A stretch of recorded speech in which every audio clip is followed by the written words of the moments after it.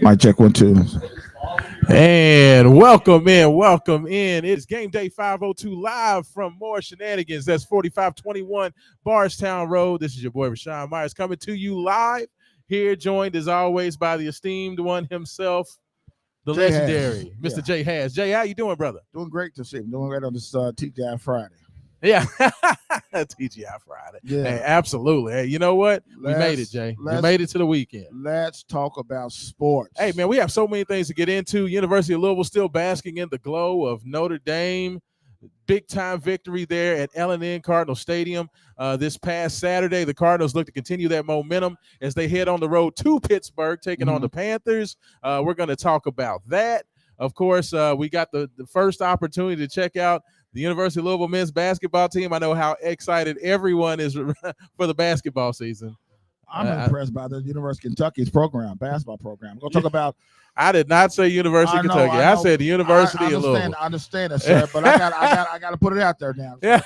Everybody's excited about Kentucky basketball. Kentucky basketball coming in, I believe preseason rankings they expect to be somewhere between number 10 and number 15. UK is going to look good again, but Kenny Payne and company were out there at the Yum Center getting ready to get it going. So everybody got to see them on Wednesday night. Actually, our first time here at a more Shenanigans. Absolutely. We're going to be counting you down all the way until karaoke night tonight. Get started somewhere around 9:30, 10 o'clock.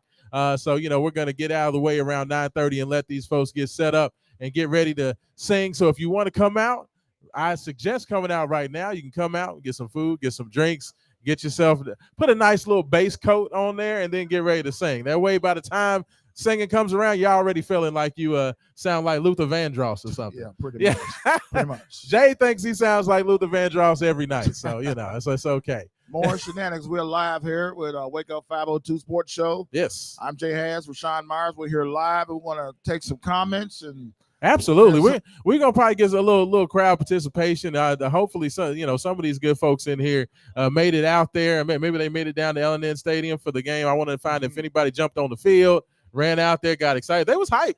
They was hyped on Saturday, man. Like I'm excited. It was an amazing. Our tailgate was absolutely amazing. Getting out to engage with the fans, giving out free food, getting the chance to talk to both the Louisville fans and the Irish fans before that. Exactly. It was absolutely awesome. I'm excited, man. It was amazing. Like the way Brom. How you doing, brother? How you doing? Thank you very much, sir. Yes, sir. I mean, it was just amazing. Like literally, just how excited everybody was for that game. It was a big moment, and that was the thing that I said to you before the event. Is I was like, more times than not, the University of Louisville goes out there and they win that type of game. Well, they went out there and put that, like I told you beginning of the game, Rashawn, I told you exactly that Louisville has to, play together. Yes. And implement a game plan that Brom always does. Yes. And, man, everybody went out there and did their job. Well, I told you, I said, man, Louisville's going to win this game. And, the interesting thing about it, and I asked Jeff Brom in the press conference after the game was over, I was like, Coach, you're a guy who's known for the trick plays. You're known for doing all of the, doing all the fancy stuff, the double reverses and the flea flickers and, all that type of stuff. Yeah. But, Louisville really didn't do any of that against Notre Dame on Saturday night. I don't think they didn't have to do that. They literally just went out there and just beat them playing football. Just dominate the whole game. Just dominate. Absolutely. No, it was amazing to watch how they went out there. I felt like Jack Plummer, who's been under a lot of scrutiny by people, including myself. I've been on Jack Plummer, and Jack went out there. He played solid. They didn't try to do too much. We saw him throw the ball away when he needed to. He didn't go out there and try to win the game on his own. There was no hero ball. You know how your mom and dad tell you as you being a baby, put one foot before the other. One foot in front of the other. That's what Louisville had to do. Absolutely. It didn't take anything special. No. I think that speaks to the talent. The fact that Jeff Brom has been able to flip the roster the way he has, to go out there, shore up the offensive line, bring in some assistants on the defensive line, bring in some playmakers at wide receiver. Louisville already had a dynamic duo in the backfield. Now they added Isaac Garendo, a transfer from Wisconsin, to give it a little bit more power. So no, they did a great job of just going out there, filling in those gaps and finding a way to strengthen Louisville where they needed to. They went through spring practice. That was his first spring practice, of course, on the job. Jeff was able to see where his deficiencies were, and then his ability to pick out guys, bring in Eric Miller, to be a left tackle from Purdue. Go get Willie Tyler, big 6'8", 330-pound right tackle. Unbelievable. Now, the gentleman over here said, give the offensive and defensive line some praise. And I absolutely agree with him because, everybody coming into this game, everybody said Notre Dame was going to dominate this game on the offensive and defensive lines. They said they're going to bully them. Every Notre Dame fan that I spoke to, Jay, down there on Floyd Street, every one of them, what they say, we're going to beat you up. We're going to beat you up. We're going to beat you up. We're going to run you over. We don't have to do nothing special because Louisville ain't nothing special. I thought that, Notre Dame rolled in. That's what they told him. Roderick Estime, the number one rusher in NCAA coming into the game, Louisville held him 10 carries for 20 yards. Wow. Unbelievable. 44 yards in total. Sir, I'm going to have to bring you over here. I'm going to get you a microphone so you can come on over. What's your name? Terry? Carrie. Shout out to Carrie. Carrie's over here dropping knowledge. Like, understand this. We're going to get him over here in a little bit. He's dropping knowledge already. But, that's what it's all. When you talk about big boy football, yes, sir, and you talk about the opportunity to do something special, yes, sir, you have to be able to win in the trenches. And what I saw from Louisville on Saturday is this is a team that can win against anyone. Because if you can go out there and you can hold up on the trenches, the way they were able to do with Notre Dame. Let's not get it twisted. Notre Dame has 2 tackles that are likely going to be called on the first day of the NFL draft, if not early in the second day. And they have at least 1 first round. Alt is going to go probably in the top 10 of the draft this coming year. So when you talk about how good this Notre Dame offensive line, this is not going out there and beating a top 10 Wake Forest. This isn't going out there and, knocking off a team that just happens to be having a good year, like, say, a Central Florida. Right. No, this is going out there against one of the Blue Bloods in a year where they are playing well. Notre Dame was 1 play from beating Ohio State. So let's understand this is a very good team. That's why, and we'll get into it later. Don't be surprised if Notre Dame goes out there and beats USC on Saturday. I'm just going to put that out there. Absolutely. I really and truly believe USC coming from the West Coast to the East Coast, having to go into Notre Dame Stadium, coming off that loss, that team is going to be angry. That team's going to be upset. This is a USC team that does not play a lot of defense. Don't be surprised for that to happen. I know a lot of people, I believe at last check, 80% of the betting public is betting on USC in that game. Yes, sir. I feel like this is one of those games where Las Vegas gets paid. I bet they get paid. When I was since Louisville has defeated Notre Dame, yes, sir, this past Saturday, and I looked and read so much, on the social media and Courier journals. Yes, Louisville can go undefeated. But let me just tell you this why. Let me tell you the reason why, Rashawn. Okay. I see that this team for Philly hasn't really played up to their potential yet. They played against Notre Dame. Okay, they did that. Yes, I'm talking about so much talent that's not even partake in the games yet. They've been hurt, they've been injured. Oh, absolutely. No, I totally agree with you.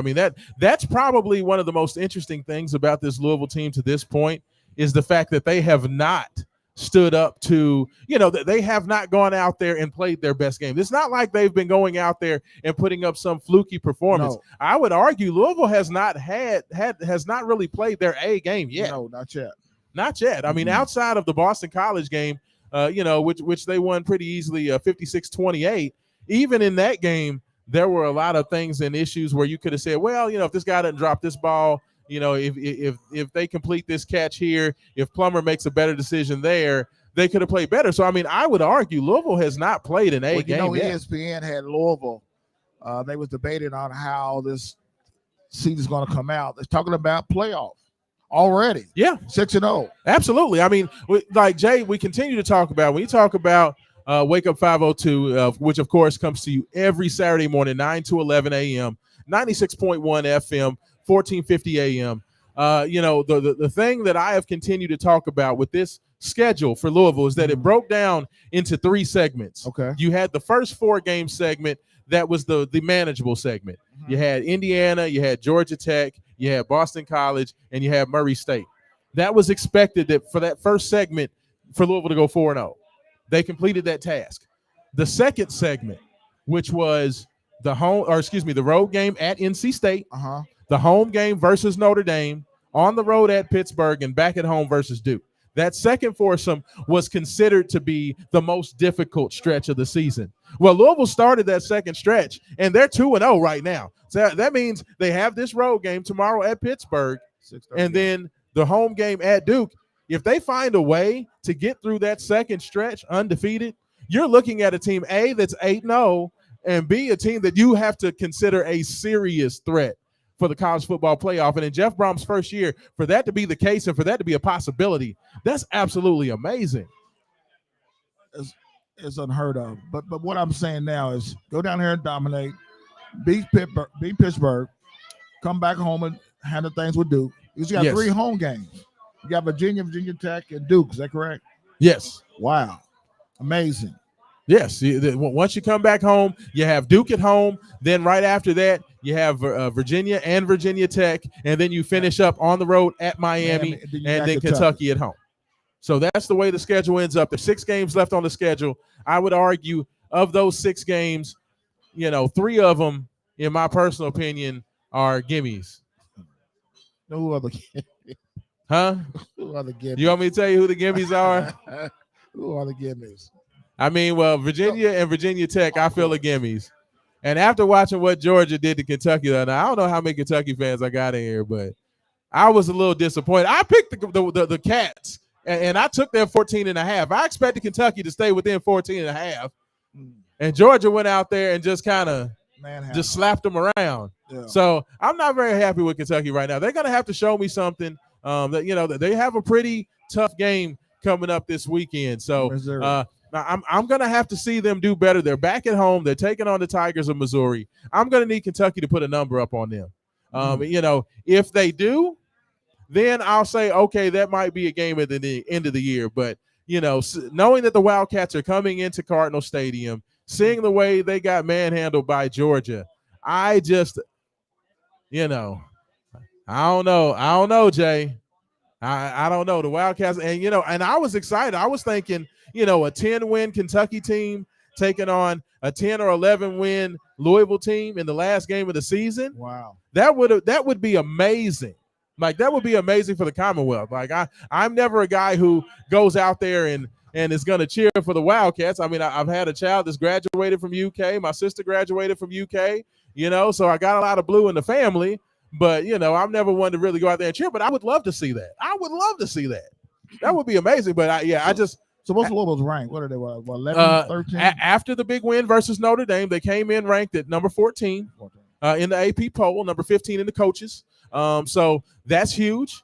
The fact that they are back in the top 15, they're in perfect spot where if they can go out there and they can win this game tomorrow, they of course the following week have a bye week, and then you have Duke, the weekend before Halloween. Right. So if you're able to get this win tomorrow, you're talking about Louisville. More than likely, they're going to be sitting in the top 10 when they host Duke at the end of the month. So, I mean, this is a huge, huge game. I mean, we continue to talk about going out there, handling business on the road. Every time you can get a road win, and especially a road win in conference, you already won at NC State. If you can get this win at Pittsburgh, a road win is worth 2 home wins in conference. Like, they're huge. Like, they're big time. So if you can find a way to go down there, go into Pittsburgh, there's only going to be – half the stadium is going to be empty every time we go. Pittsburgh doesn't really have a big home field advantage. Mm-hmm. Anytime they go up there, I know it's not Heinz Field anymore. It's something else. Somebody, I don't know if it's Bojangles Stadium. It's. I know it's not Heinz Field anymore. I can't remember, some bank establishment or some trust fund or something. But when you go up there, if you can figure out a way, the Panthers are struggling right now. They were expected to be pretty good this year. They came in preseason ranked in the top 25. They've not played well. They're 1-4. They lost to Scott Satterfield and Cincinnati. So the fact that they lost, the fact that Pittsburgh lost to Cincinnati, there is no way that Scott Satterfield figures out a way to win that game and Jeff Brom can't figure out a way to win that game. Well, I'm just saying. Well, Jeff Brom's an X&O coach. Absolutely. Well, that's my whole point. Like, if Satterfield could figure out the secret sauce and the secret formula to take down Pittsburgh in a game that necessarily wasn't even that close, wow, then I'm going to say that Louisville's going to find a way to get it done. So, I've heard a lot of people are extremely nervous. There's a lot of people that have been very, very nervous. I've been listening to the radio. I've been listening to some of the other radio, the guy, the hosts out there. There's a lot of people. Yeah, Mark Blankenbaker. Yes, I'm talking to you. You know I'm talking about you. Mark Blankenbaker been whining all week about how he's so afraid and so scared, to go out there against Pittsburgh on Saturday because Pittsburgh has a good defense. Pittsburgh has a good defensive line. This is on the road. October 14th is a bad luck day for the Cardinals. Louisville loses on October. I don't care about any of that. I don't care that, Jeff Brom has gone out there. I believe he said every time after he beat one of those top three teams, he went out there the following week and lost the game.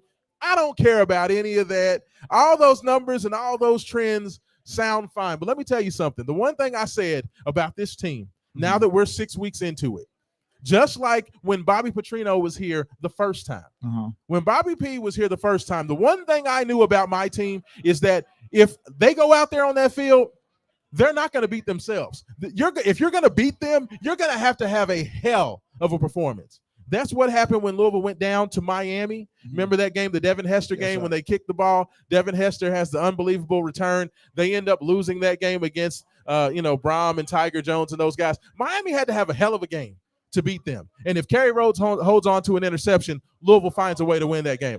Killed me. I was in the stands for that game. I watched Kerry Rhodes. Let me tell you something. Kerry Rhodes saw that ball coming to him about 3 seconds before that quarterback threw it. He lined himself up. He was ready to catch it. I was literally where I was sitting in the Orange Bowl was right behind him. You were there too. He was watching the ball in. That kills me. But when you talk about the fact that it took a hell of a performance for Miami to win that game. It took a hell of a performance for Rutgers to go out there with Greg Schiano and crew to beat that team. That's the one thing that I know about this Louisville team this year is that they're not going to beat themselves. They're not going to go out there and look past the opponent. They're not going to go out there and think that they're better, than what they are, that they're reading too many of the press clippings, Jay. So that's the one thing I'm not worried about. And I mean, would you agree with that? I don't feel like this team has the big head or that they think that they're just walking and their stuff don't stink. And I'm so excited about this whole team that Jeff Brom actually got this team so humble and so laid back.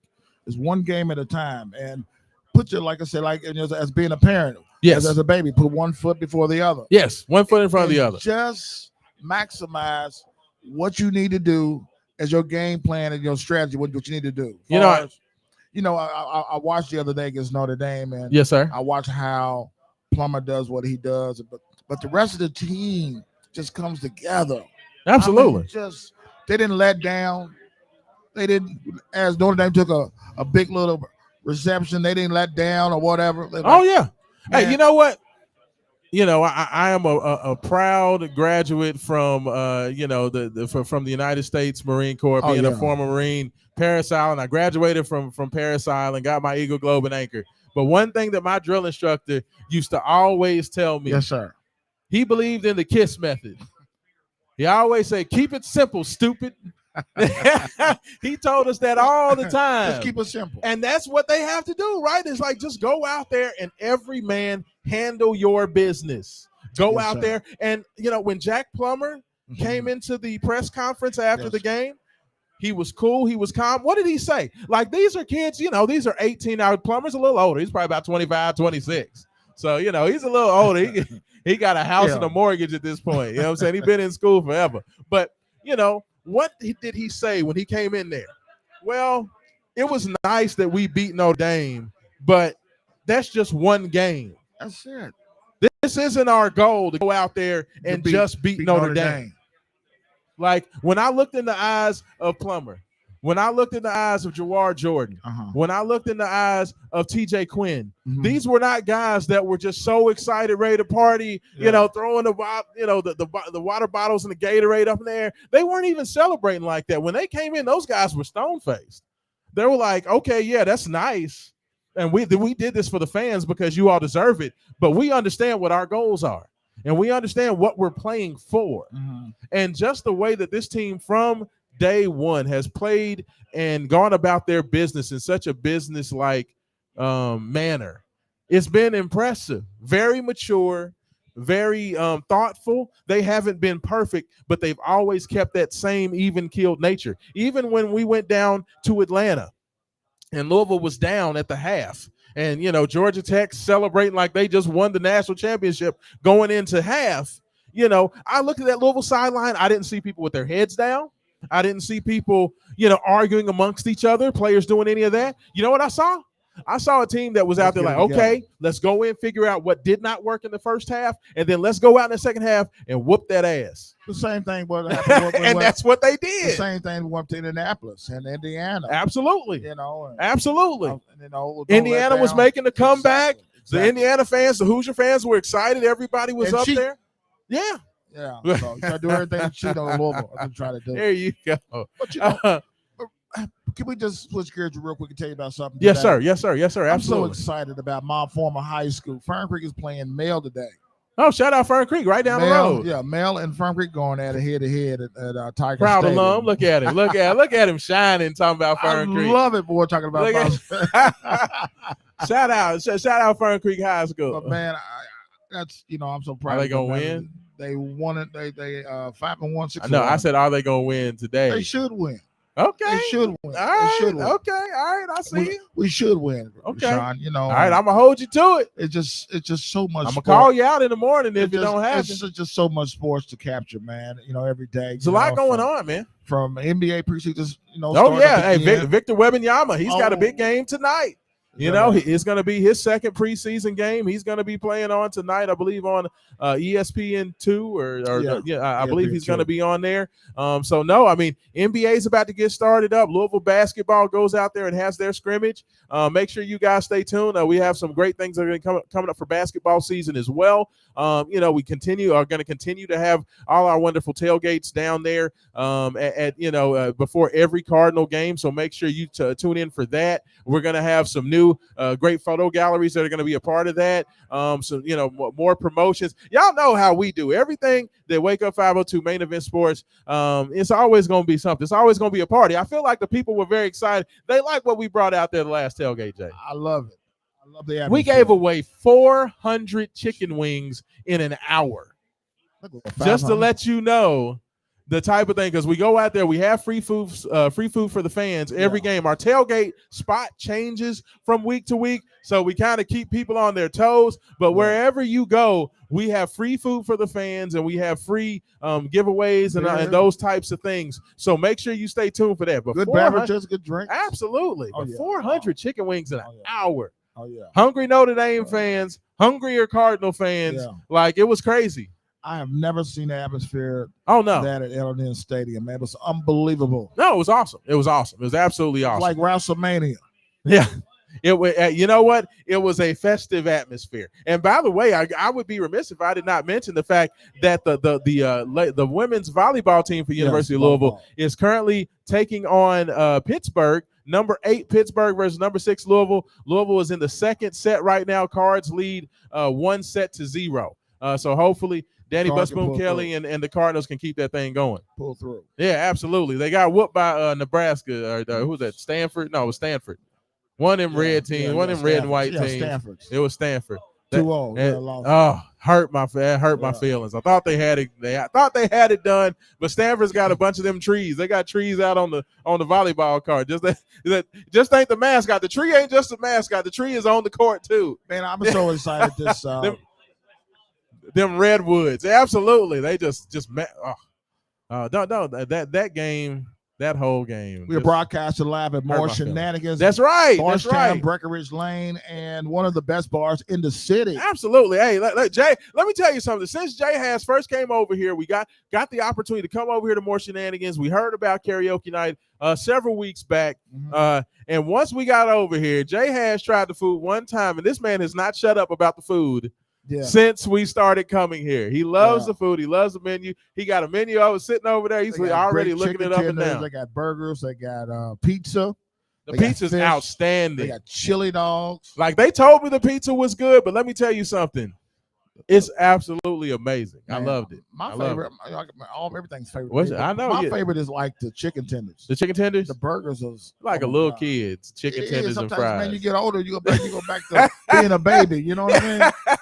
You go back to being a baby, man. That's how you don't get older. You can go back and be a baby yourself. And good drinks. They have great drinks and good drinks. Yeah, don't leave that out, brother.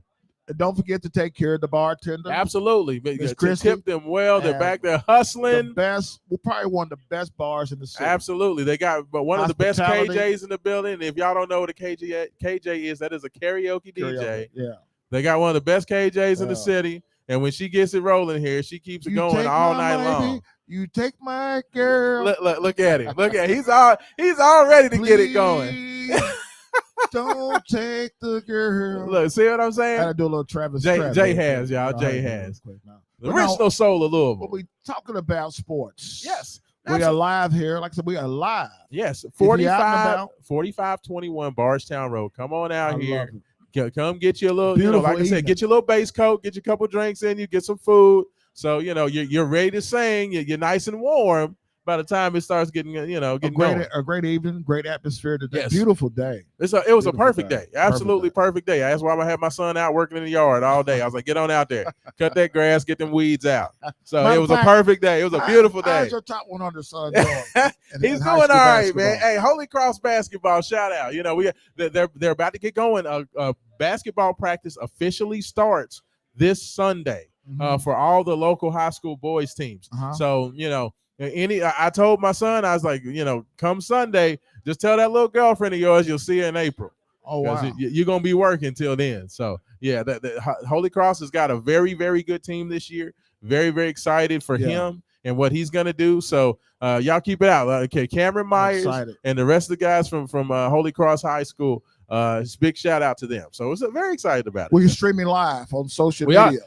All your socials. Please make sure you're sending out all your questions. I will get to all your questions. Let me know how you're feeling after Notre Dame. Are you afraid of the Pittsburgh Panthers? I've heard so many people talking about they're afraid of the Pittsburgh Panthers. They're so worried about this defense. They're so worried about this pass rush. It's going to be raining. Wet ball is hard to hold on to, blah, blah, blah, blah, blah, blah. Pittsburgh, period. I can't even stand the Steelers. No, I've never liked the Pittsburgh Panthers. I don't like the Pittsburgh Steelers. Louisville has had that, at times when they've gone up to Pittsburgh, they've not played their best games.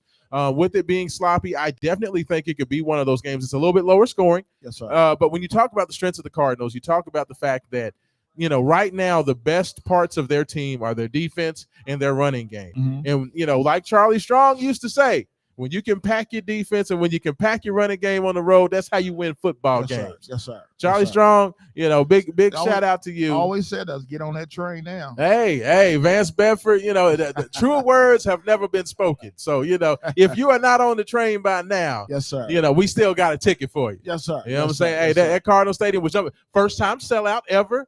60,000 fans out there to see Notre Dame. It was amazing. The Notre Dame fans were in attendance. They got to see it, and they went home crying about midway through the third quarter. Once again, Rashawn, I got to go back to being a kid again. I felt like a big kid. Look at him. He's ready. When they first started. Yes, sir. The atmosphere. Yes. The music. Yes. When they first came out. They was, that Joker and the Thief. Then they came out with my other favorite song came out. When they played that Joker and the Thief, y'all, every time, because they played it twice. Yes, they played it as the Cardinals were running out, and Jay was just smiling so big and so happy. He's in there clapping and hopping up and down. But, there's rules. When you're up in the press box, I'm going to tell y'all this. They say specifically, the guy comes over the loudspeaker and says, welcome to Cardinal Stadium, members of the media, Notre Dame media. There's always media programs. If you need them, just go see Rocco Gasparo, Kenny Klein. He goes through his whole speech. The last thing he always says is, media members are prohibited from cheering in the press box. This man don't never listen to anything that they say, because every time Louisville has a big play, I'm a big kid. Every time there's a big play by the other team, he's like, "Get him!" He's like, "Come on!" He'll clap his hand. I'm like, "Jay, you're gonna get us thrown out the press." He can't get it together, y'all.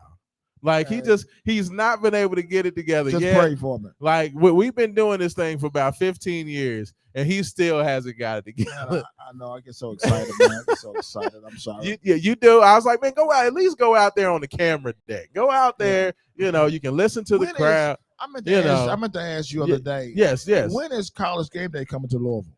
You know, that's a good question. You know, if Duke can find a way, I think the only way that's going to happen is one of two things. Either Duke gets it together. Of course, their quarterback is out with a high ankle sprain. He's going to be out. They projected 2 to 3 weeks minimum. So you know, with Myers Leonard being out, I don't know if he's going to be available. But unless Duke can figure out a way to win these games these next 2 weeks, they take on NC State tomorrow, and then they take on Florida State the following week. Okay. So they would come into Louisville after that. If they can find a way to win those 2 games, Duke's going to be a top 10 team. So with Louisville, as long as they take care of business at Pittsburgh, they're going to probably be a top 10 team. So you're talking about a top 10 matchup. My guess is Game Day would come for that game. The only other way that happens is if Kentucky can find a way to get it together. If they can shake off the loss to Georgia and come in here with maybe 10 wins, there's an opportunity for it. Now, with that being the last week of the season, you're up against the big boy rivalries. Yes, you're up against the Auburn and Alabamas. Yes, you're up against the, you know, Ole Miss, Mississippi State. You're up against, you know, some of the more classic rivalries, yes, Clemson, South Carolina, even though, you know, I don't know how great a rivalry that is. Michigan, Ohio State. So, I mean, you're going to be up against some of the mega powers in terms of matchups. So those are the only 2 weeks that left that Louisville's going to have an opportunity. Now, there could be a possibility of Louisville being part of Game Day on a road game if Miami can shake off that horrible loss to Georgia Tech. I don't know how. That was Mario Cristobal. What are you doing? I mean, all he had to do was take a knee. He was there. The game was over. Take a knee. No, don't even run the ball. Literally, all they had to do, hike, knee, game's over. He decided to run the ball. The running back fumbles the football. Next thing you know, Georgia Tech, 2 plays, touchdown, game over. But if Miami can find a way to shake off that Georgia Tech loss and they can go out there, handle their business, they would have to go out there and win a couple of tough games. But if they can go out there, stay in the national spotlight and be ranked, I think Game Day could possibly come to that game. But those are probably only the 3 only opportunities. And I would say the Louisville-Kentucky game would be a stretch for that to happen. So probably at Miami or home versus Duke. Those are going to be Louisville's last 2 chances to be a part of a Game Day atmosphere at this point. I'm so excited about these Cardinals. Is going on the road tomorrow against Pittsburgh. Yes. I got to win them regardless, whatever the prediction may be. I got to win them anyway. Oh, we got to wait to get the prediction. You know how we do this. I'm just going to. You just put it out there. You got to speak into existence. That's fair. So that's what I'm doing, speaking to existence. I mean, I did say I'm not worried about Pittsburgh, so I may have tipped my hand just a little bit. Tipped 2 bucks. You don't want to buck your head on the floor. I may have tipped my hand. But I just love this whole Louisville atmosphere right now. Yeah, absolutely. No, I mean it's the breath of fresh air. This is the one thing I've said about this fan base. This fan base has been starving. I mean, we had a love-hate relationship with Scott Satterfield. You know, Satterfield, it seemed like every time he had a decent season, he was looking to leave. Yeah. You know, and then he finally has 7 regular season wins, and he jumped his tail to Cincinnati. You could shake a stick at it.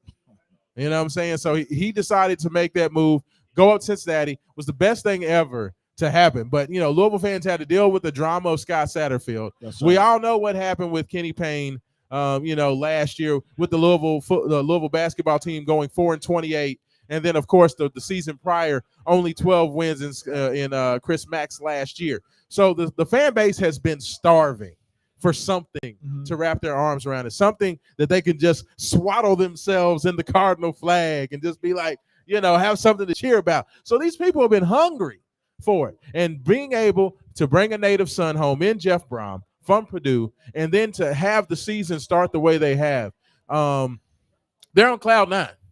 That's why I feel like nobody wants to talk about basketball. You know, the AD was on television on ESPN. Yes. Josh Hurt. Just talking about how exciting the program, the football program. Mm-hmm. Talking about Jeff Brom, this and that. Did ADs make moves like playing chess game? Absolutely. No, I mean, Josh Hurt is a very intelligent guy. You know, he was taking over, you know, for Vince. You know, and Vince did a wonderful job here. Vince Tyree did an amazing job while he was taking over and kind of stewarding Louisville ahead after everything that happened with Tom Jurich.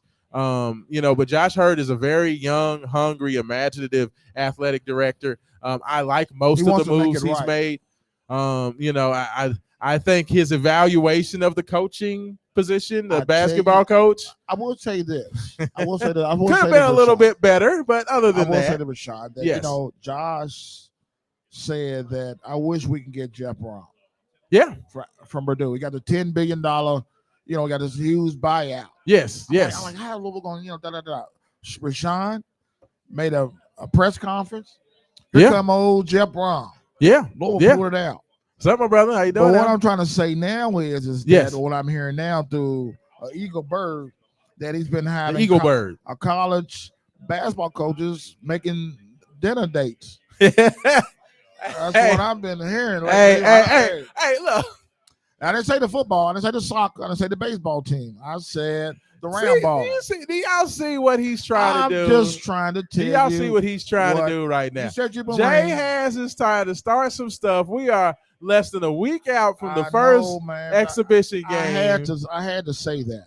I had to let that. I had to let the bird out. I have made the promise. Okay, everybody knows how critical I was. Everybody over at you know, the basketball offices think I'm public enemy number one. Yes, sir. You know what I'm saying? I got a whole lot of stuff. Y'all know what's going on if you haven't checked Twitter, and they'll remind you very quickly. But even me, love and hate kind of relationship with you. It's a hate and hate right now. I thought they was gonna send the gooch over to the crib to get me a couple times, but no. I mean, I've been critical of the basketball program. I was definitely not happy with 4-28. I feel like a program the level of Louisville should never be 4-28. I don't think that there's ever any excuse for the team to look like that. And with that being the case, you know, I was critical.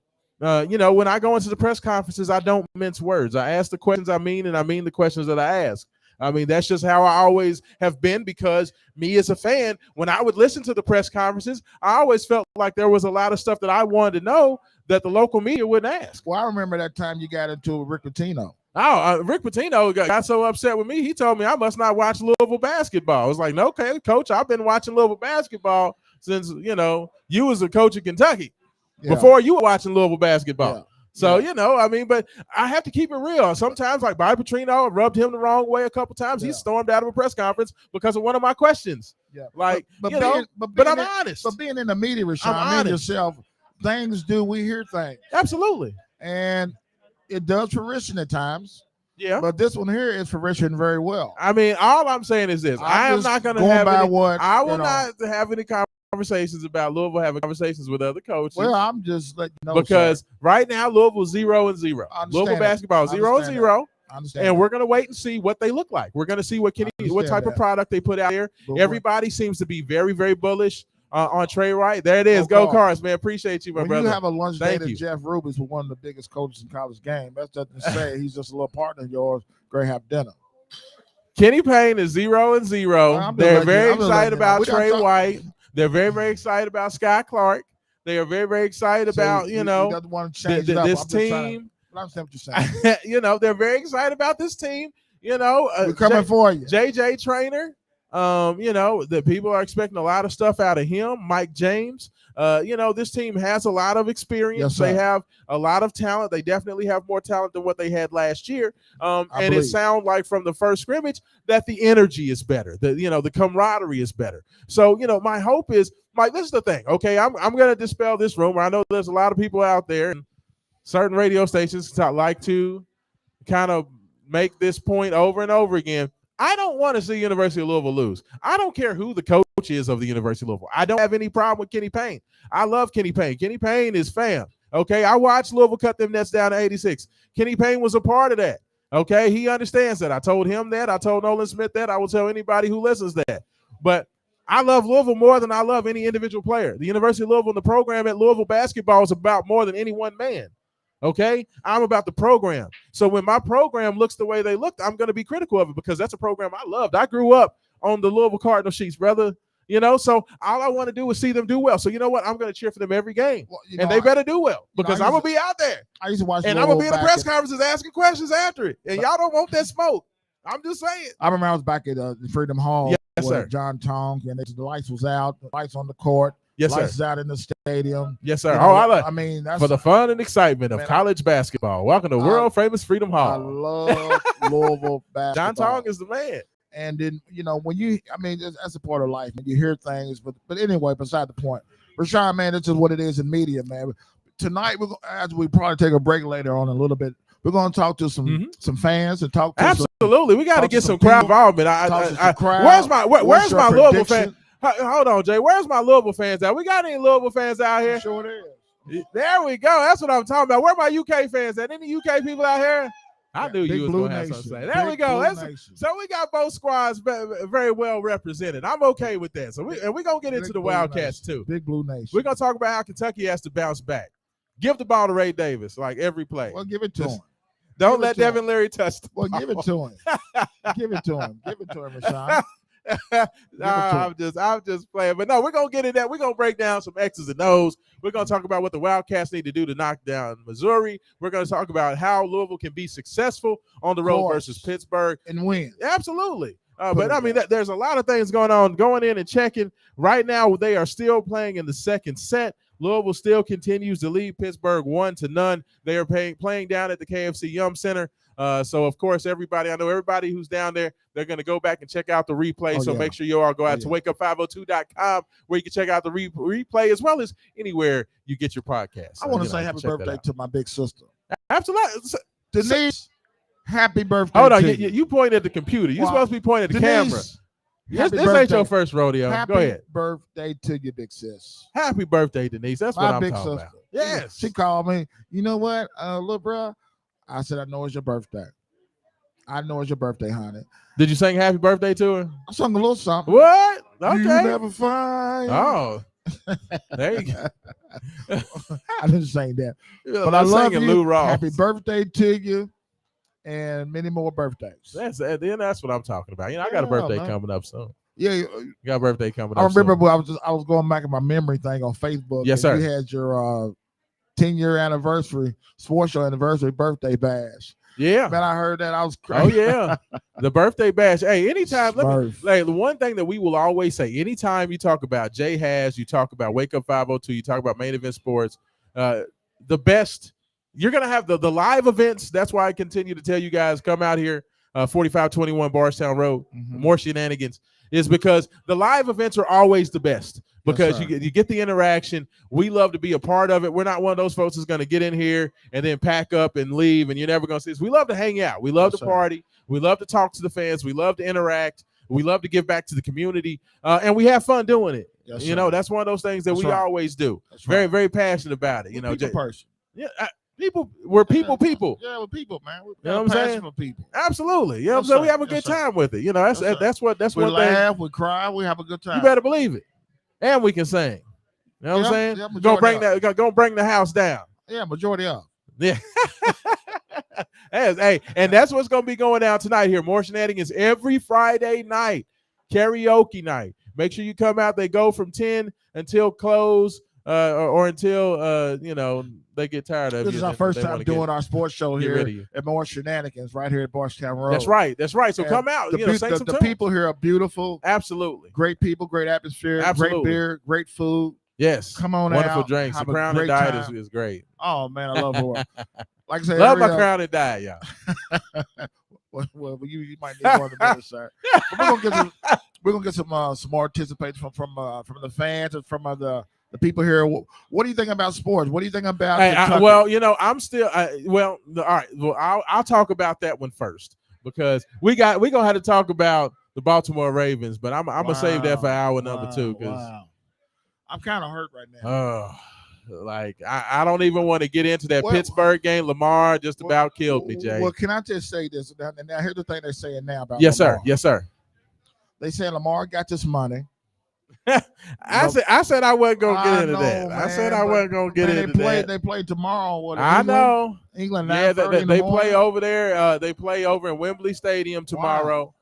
9:30 a.m. It's cold. Kick for that one. Isn't it cold over there? It's probably a little chilly. Probably a little chilly, but it's football weather. But you want to talk the second half of talking about Lamar Jackson. We're gonna get into that. So set your clocks early. I don't know if I'm gonna make it, but we'll see. Wow. So it's going to be about what? 9:30. 9:30 Eastern time. Okay. Yeah, it's gonna be 9:30 Eastern, but you got to get up early in the morning to watch. WHS, ABC. I believe it's ESPN actually. ESPN. It's gonna be on ESPN. Yes. But check your local listings. That's right. Check your local listings. See, right? Yeah, I know. Let's try to be professional with it. But getting into the Wildcats. They were 14.5-point dogs, 13.5 some places. Going into the game against Georgia. There was a lot of questions about, Georgia not playing well, the fact that Stetson Bennett, since they brought over Carson Beck and installed him as a starter, Georgia had not been playing well. They have been struggling.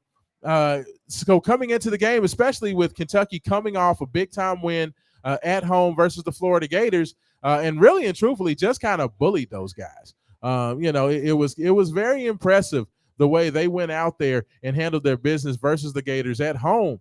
So there was a lot of hope that Kentucky could go out there and if not beat Georgia, at least put a scare into them. There was conversations about Kentucky having an opportunity to go out there and win the SEC East. The fact that they were able to go 5-0 starting the season, even with Devin Leary not playing well, even with the passing game being spotty, being up and down. Ray Davis was an absolute juggernaut. I mean, when you saw what he was able to do, almost setting I think he was 14 yards shy of a single game rushing record for UK in that game versus Florida. It was amazing to see what he was able to do in that game. So there was a lot of hope going into that Georgia game that Kentucky could go out there and give Georgia a serious challenge. And that just plainly didn't happen. It just seemed like one of those things where Kirby Smart and company saw people talking about Kentucky. When I think back to when we were doing the Main Event Sports Show back at WLOU several years ago. We had Montrell Jones, of course, standout All-American from Male High School. Went to Tennessee, transferred back to Louisville. And Montrell Jones talked about, the way they used to prepare for the Kentucky game. And one thing he said about when we were in Tennessee and we got ready for the Kentucky game, what we did at Tennessee? Nothing. He said the week of Tennessee, we spent the week looking at whoever our opponent was after Kentucky or trying to figure out what we might have to do to get ready for a bowl game. He said literally that Kentucky used to be such a joke in the SEC that we didn't even prepare for them. Well, Mark Stoops has completely changed the tenor around Kentucky football. I mean, Kentucky football is a legitimate team now. They're a perennial top 25 team. They're winning 6, 7, 8 games every year. The conversation about what Kentucky football has changed, and I give Stoops all the credit. Now, I do give him a hard time because, he does like to stack the cream puffs. He does like to stack the cream puffs heavy, but that's okay. Hey, you have to do what you have to do. He took advantage of Scott Satterfield being the coach at Louisville. So to the victor goes the spoils. I can't hate on him for that. So Kentucky has been playing better. The fact that they've been able to go out there and they have beaten the Florida Gators, I believe, 3 of the last 4 meetings. Kentucky has knocked out the Florida Gators. That's absolutely amazing, considering I believe that the win streak for Florida against Kentucky was 29 years in a row. That was 30 years not losing a game to a team they played every year in conference. Absolutely amazing, the fact that Florida was able to do that. So now when I look back and I understand the history of what Kentucky football was, the fact that they are this good, the fact that they've beaten Florida 3 out of the last 4 times, that speaks to where they are as a program. And Mark Stoops has done amazing things to get that defense together. But, kind of the sins of the offense and the inconsistency of the offense, Georgia made it a point they were not going to allow Ray Davis to beat them. And they went out there, they shut down that running attack, and Devin Leary showed that he, unfortunately, has not found the groove to be able to win the game when the ball is in his hands. And that's what Kentucky's got to figure out. I think Leary's still their best option at quarterback, but Dane Key, Braxton Berrios, and the rest of those guys, they're going to have to find a way to get some juice into the passing game, because if they don't find a way to be more consistent, be able to move the chains on third downs, and at least be able to run the clock. I mean, because that's the biggest thing with the team like Georgia. They were on the field all the time. The UK defense was on the field the whole game. And when you have that happen, you're going to wear them out. The second half, you get into the third quarter, midway through the third quarter, guys are reaching over, they're bending over, grabbing their shorts. They can't breathe, things of that nature. And that's what happens. Things just kind of become a snowball. Next thing we know, Georgia has 51 points on the board. And that's what UK is going to have to do. They're going to have to be able to move the chains on third down. Devin Leary has got to be better. When they are in third and medium, third and long, he's going to have to find a way to consistently complete passes and not turn the ball over. If he can do that, then UK can at least get back on the straight and narrow. I don't know if it'll be good enough to beat Tennessee. I don't know if it's going to be good enough to beat Louisville at the end of the year, but they can at least have an opportunity to go on the road and win at South Carolina, because, South Carolina has looked pretty good this year. South Carolina was a team that knocked off Kentucky last year. So, it's one of those things where UK, if they want to have, because, their fans were excited. When you talk about 5-0 start, the first year ever that Louisville and Kentucky both started 5-0, fans were dreaming of a top 25 matchup going into the last game of the year. And I think the only way that's going to be possible, I think Louisville's going to hold up their end of the bargain. But for Kentucky to get there, they're going to have to figure out how to be more consistent passing the ball. I look at Jack Plummer. Jack Plummer has not been spectacular for Louisville. But these last couple of games, what I've seen from him is a guy who can at least try to be consistent. Don't turn the ball over. Don't take a lot of sacks, and at least keep your team in third and manageable. And then when you get that third and manageable, you find a way to get a first down. I think that's going to be the biggest key to Kentucky turning their, turning things around, having an opportunity to get a win on Saturday versus Missouri. Is to find a way to be more consistent on third down, and for Devin Leary to, finally find his groove. He's a guy who tore his ACL, missed all the 2020 season, was okay last year, for the NC State Wolfpack, but he's been dealing with injuries. He's been very good. He's one of the most accomplished quarterbacks in NCAA football. But with having all the injury, lost time, and being in a new system, Liam Cohen coming back, it's been a lot. The UK's been under a lot. That's why I say right now you have to make use of Ray Davis. Ray Davis is a very talented guy. You need to figure out that guy needs to touch the ball 30 times between carries and, pass receptions. You need to be able to figure out ways to get it to him in the screen game. You got to be able to find the ball, a way to get the ball maybe in a wheel route when the linebackers lined up against him. They just have to find different ways to get him involved. You can't just go out there and just hand it off I formation, student body left, student body right every time out. I just don't think that will work. I think that, they're going to have to find a way to be more consistent offensively. If you can do that, run the clock, then it helps out your defense as well. That's basically, if I was to put it in a nutshell, I don't think that, Missouri is going to pose any sort of unbelievable challenge, both, either defensively or offensively. I definitely think this is a game that's more about UK doing what they need to do. I think they can dictate this game if they can take care of the ball, don't do anything silly. Of course, they have been very good about turning their defense into offense, defensive touchdowns, turnovers in scoring position. I definitely think that can continue to help them out, but I just don't think you can live with that. I don't think that you are good enough to be able to go out there and just consistently depend on your defense. Okay, y'all, let's get a fumble, let's get a turnover so we can kick a field goal. Like at some point, the offense has to carry their weight and be a lot more consistent. So we'll have to see what happens with that. We'll continue to keep up with it. I do, like a lot of Louisville people will say, oh, I never watch UK. Oh, I never turn on their games. No, I watch all of Kentucky's games. If Kentucky's on, even when I'm in the press box, if I'm in there and Louisville's on the field, I'll have Kentucky playing up on a stream on my laptop. Okay, so I keep up with both of them. You got to keep your friends close and your enemies closer. So, you got to know what they're doing, man. You got to be able to get in there and talk about them and see what they're doing just so you can, get ready for matchups. And then it's a rivalry. You got to be able to make fun so I can laugh when Kentucky loses, especially when they get blown out. I gave them a hard time. I was not my best self, but but honestly, no, I enjoy good football. So I do hope Kentucky can turn it around. I'd love to see a ranked matchup at the end of the year. I think it would be great for football in the state of Kentucky. I think it would be awesome for a lot of the young football players in the state. When UK and U of L are both good, it tends to make the high school ranks better. And that's one of the things I've seen since they renewed the rivalry back in the mid-early 90s, is that, football in this state was an afterthought and a joke. And now you have big-time players coming out of the state every year. Every year, 4-star players, 5-star players, kids going all. I mean, I remember, back when Devontae Parker and some of those guys were still in high school. Those were kind of the first years where you started to see kind of consistent 4-star talent coming out of state. It used to be you would have one guy, that would just happen to just pop up and be a great, great player. And usually that kid, like a Tony Driver at Mayo, he's going to Notre Dame. Louisville was lucky enough to be able to keep Ivan Green at home. They were lucky enough to keep Chris Redmond at home. But it was only usually a handful of about 2 or 3 or 4 guys that were Power 5 dominant level.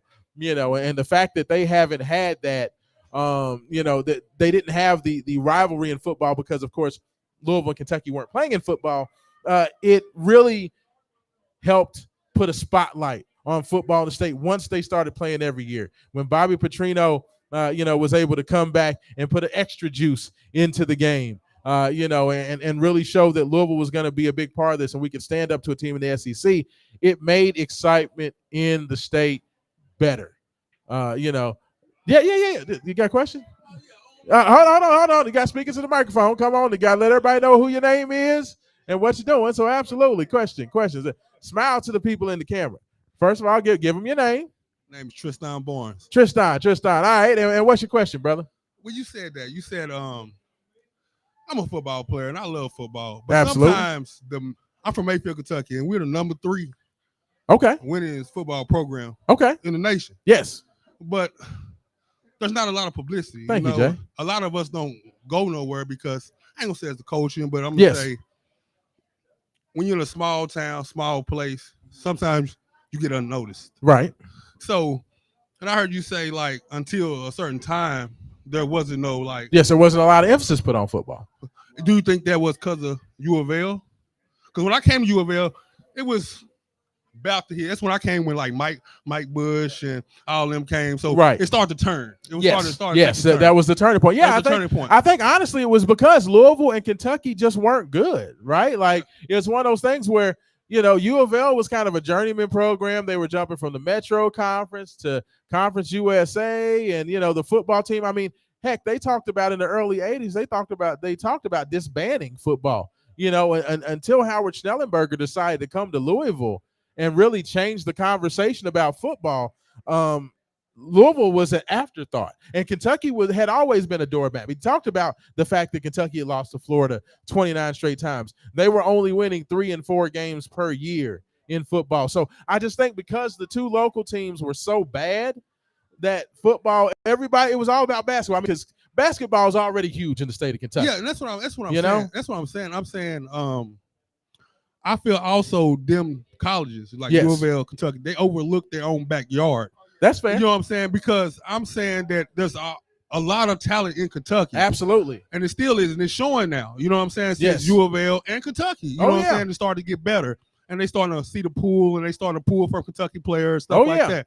So a lot of Kentucky players was actually going other places or nowhere. You know what I'm saying? In Kentucky. Yeah. And then Louisville was choosing like a lot of like I even seen it when I was there.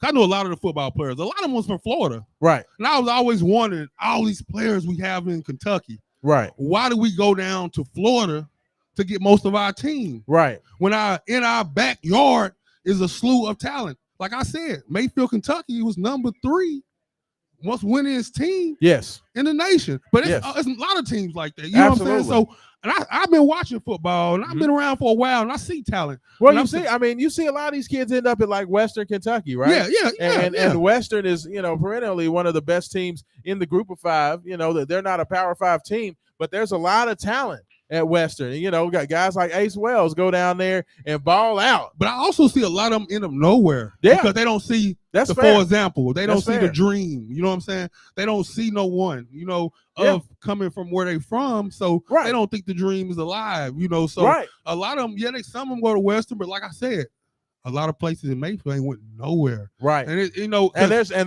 talent there. There's talent there. You Absolutely. See what I'm saying? There's a lot of talent there, but most time they go to Murray State. Yes. You know what I'm saying? So and when you go to like you said, you go to Murray State, you go to EKU, you go to some of those places like that, Morehead. Absolutely. You know what I'm saying? Like, so what I'm saying is I'm glad it has happened. So now I start to see the Louisville players. Oh, yeah, and Jeff Brom, one of the things about Jeff Brom, and that's one of the things that he made it a point, is that, Stoops and company made it a point to recruit Kentucky heavily. He basically recruits Kentucky, he recruits Ohio, and then maybe we'll sprinkle in a guy from outside of the area here and there. And that's good. But he made it a point. Yeah. That's the one thing that Jeff Brom made a big time. There you go. That's what I'm talking about. Jeff Brom's awful. Yes. See, we have a Jeff Brom fan over there playing pool right now, y'all.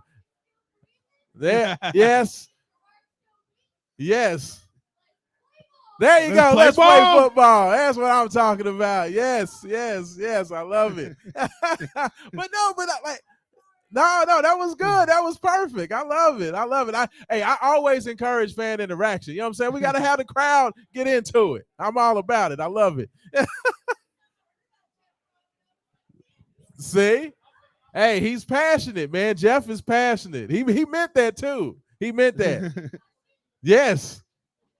I'm good. I'll, just rub some dirt on it. No.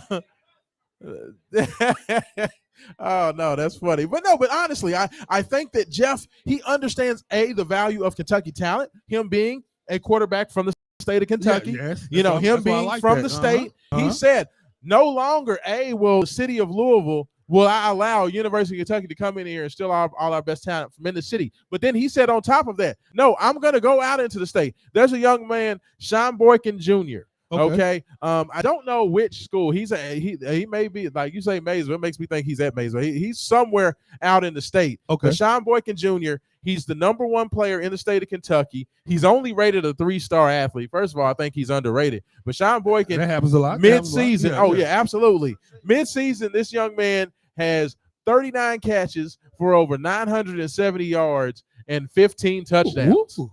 Yeah. He has a chance at a 2,000-yard receiving season.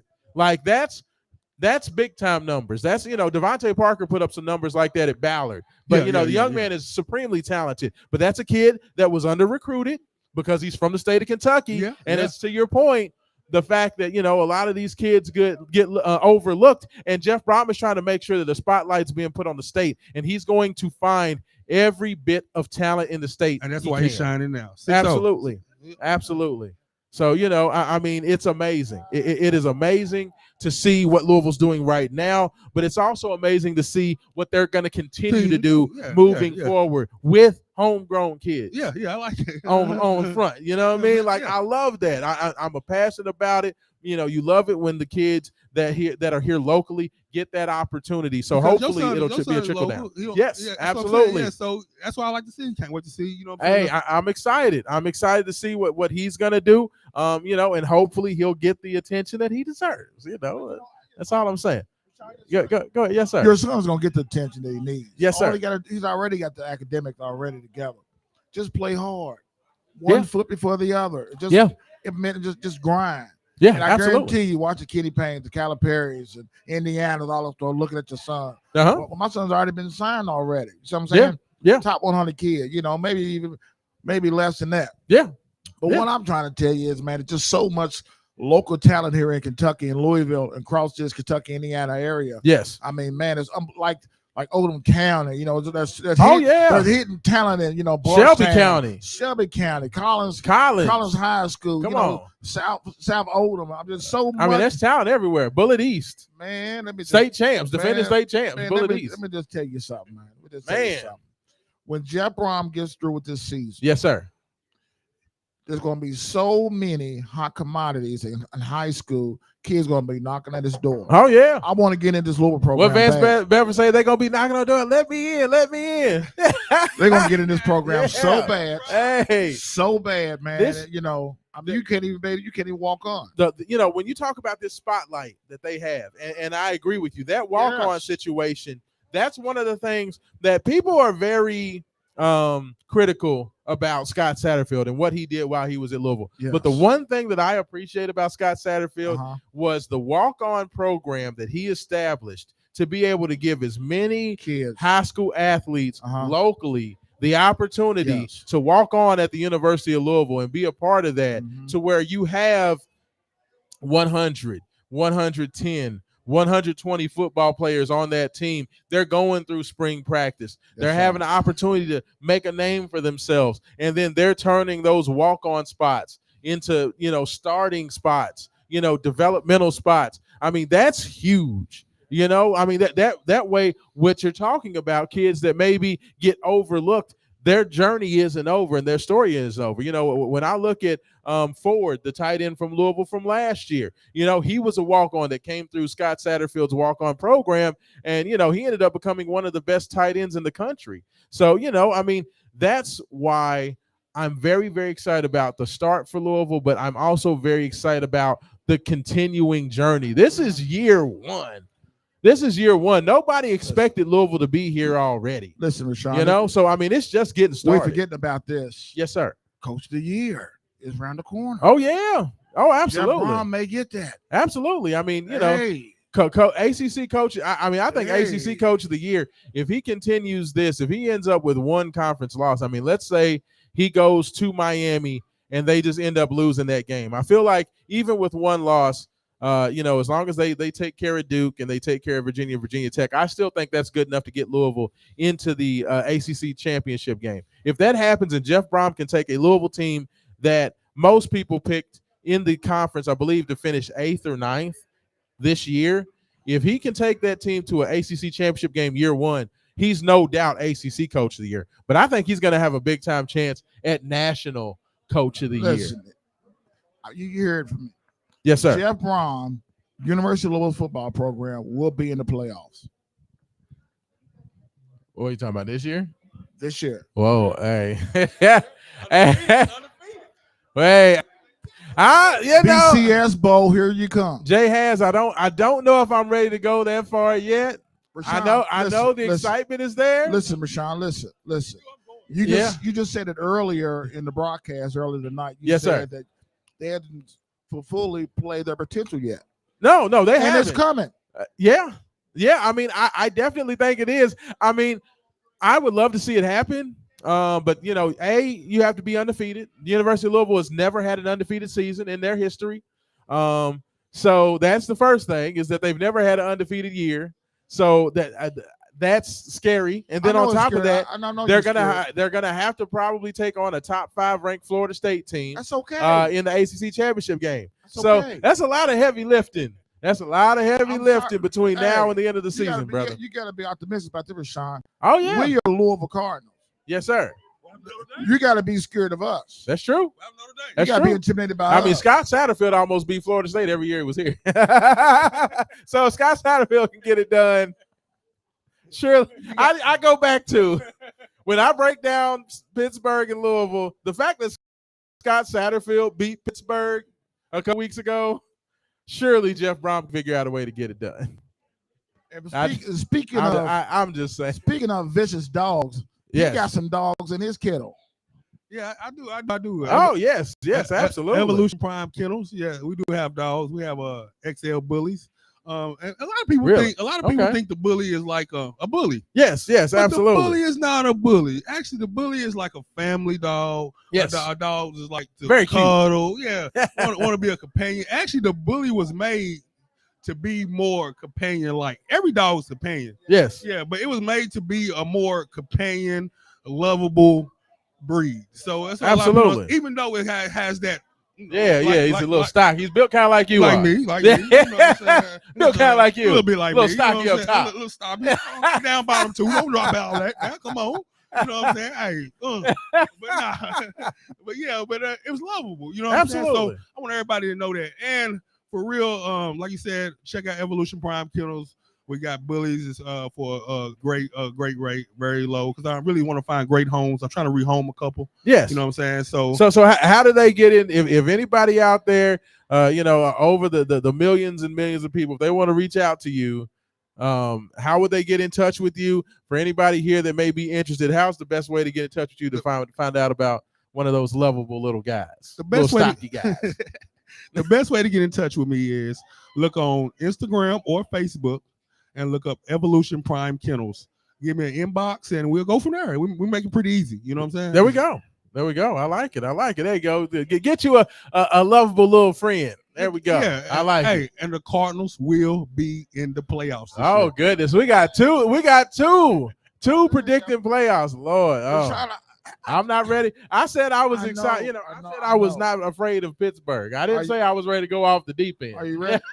Are you ready to talk about this complacent about Lamar Jackson yet, or you gonna wait? Well, we are into the second hour now. So in the second hour, we like to get we're gonna actually interview the one of the managers here. Absolutely, yes. We about all the specials. Yes, we got specials. Jay Hass is ready for some chicken tenders right now. Oh man, he's ready for his chicken tenders in the juice box. Chicken tenders in the juice box. Well, you ought to quit that. Juice box. You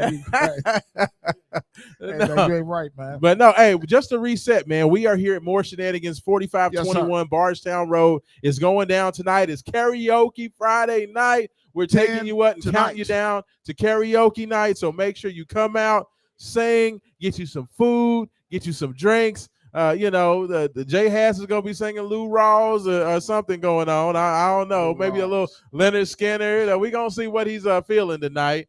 If sometimes Jay don't want to sing. It depends on what is. Are you in a singing mood tonight, Jay? I'm gonna sing a couple. Oh, you're gonna sing a couple tonight. That's what I'm talking about. They have like the coolest little setup with the Cara Fund. You can actually, if you're one of those folks that's nervous to go up and ask questions, you can go online to put your name on, which I love. Because you have the full song list, you can just type it in. It's awesome. I got a great idea. Yes, with the absolutely. karaoke lady. Yeah, let's stream it live tonight for about an hour. I mean, let's stream it live. Absolutely. I'm always gonna be a part of it. Absolutely. But anyway, I'm always down for it. I'm less than 2 weeks away. Yes. For my last toy driver of the year. Oh yeah, that's right. Right around the corner. That's right. Well, Christmas right around the corner. Sir, this is my last. Done it for 20-something years. Doing it a long time. The young man's going to take over for me next year on it. The chosen one. Yeah, the chosen one. Yeah. I got him like Joshua, the chosen one. It's like the golden child. Oh man, the golden child.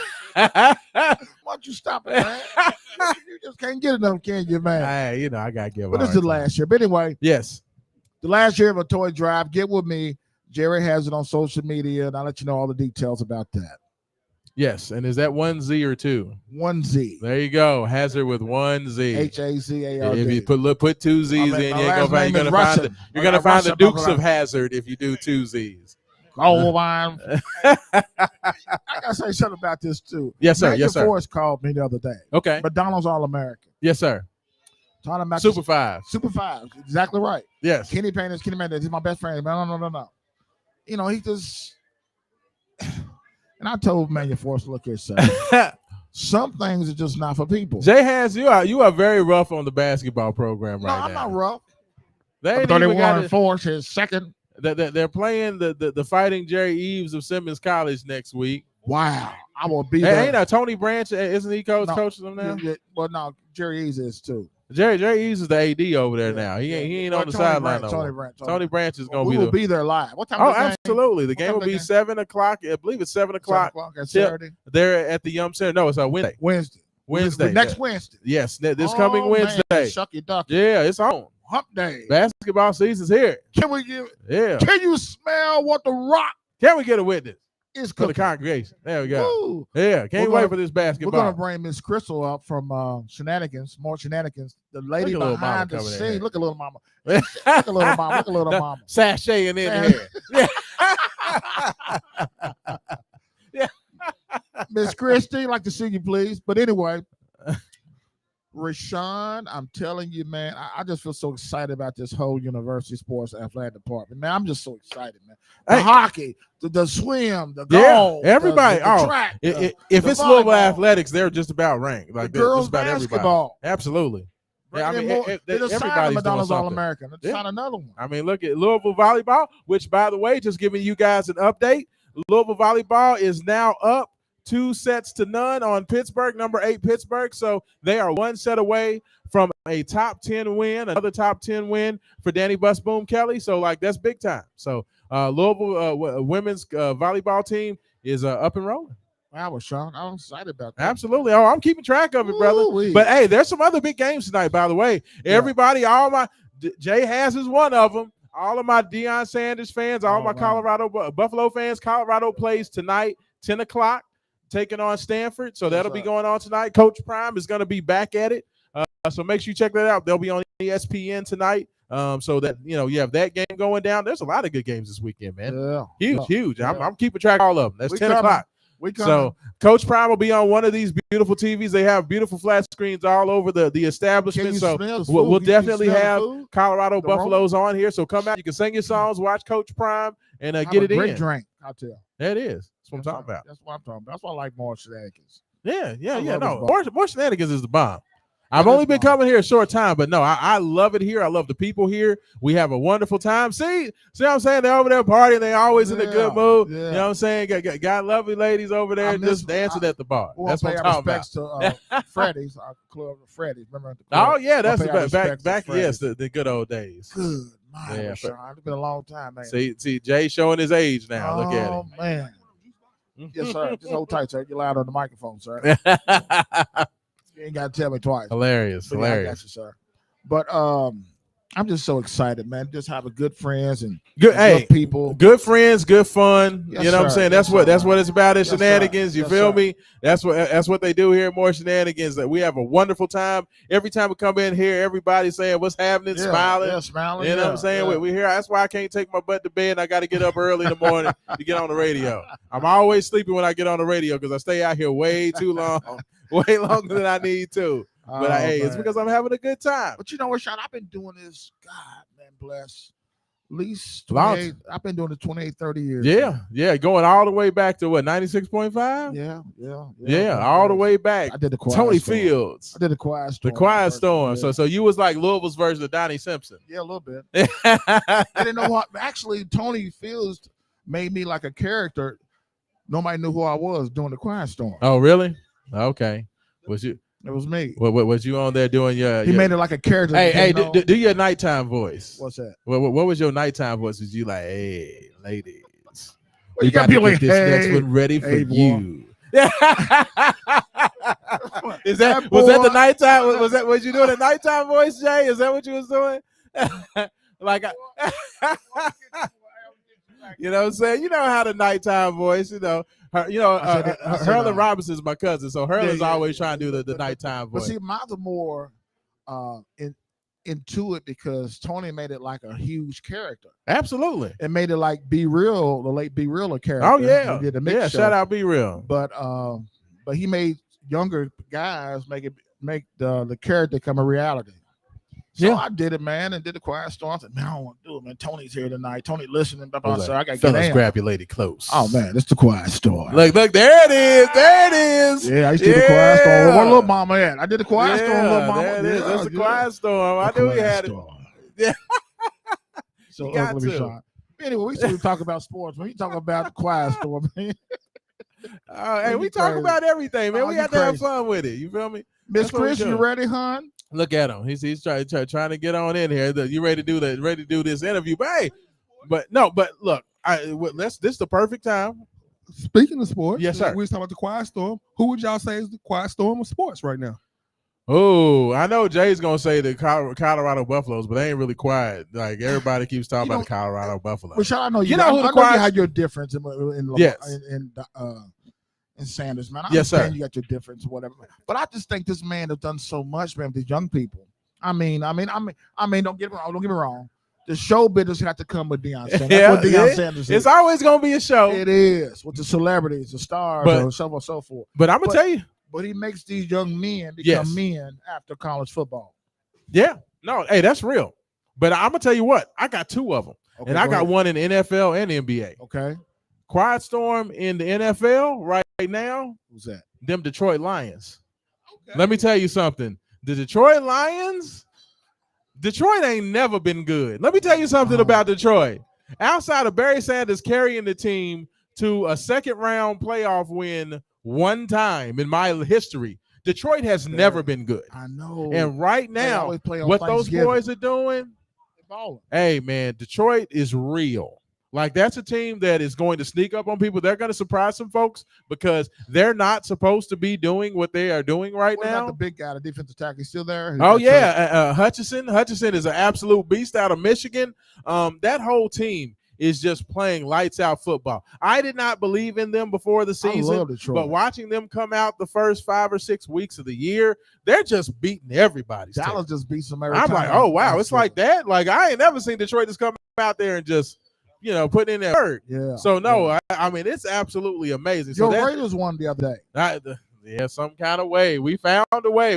But only because we was playing the Packers, who's just about as dysfunctional as the Raiders. Oh, that's the only reason we got that done. And I love the silver and black. Yes, sir. Hey, hey, the Packers, man, they've had 2 back-to-back Hall of Fame quarterbacks. So it's time for them to have a little bit of downtime. Oh, the third one's about to come. Who's Jordan Love? Love young. Okay, he's young, man. He's young. We gonna see. We gonna watch. Right now, the Packers are looking. The only team that I figure the Raiders may beat, and I'm a Raiders fan, and my team is, and I already know my team that they can't get right, but they figure out a way to beat the Packers. Only reason why, NFL. yeah. Hey, well, we got one good player. We got Devontae Adams and a bunch of dudes. Like Garoppolo, man. That's just. Oh, he's killing. Now you got the Green Bay Packers. He's killing. I know. Hey, the Packers, so you started that.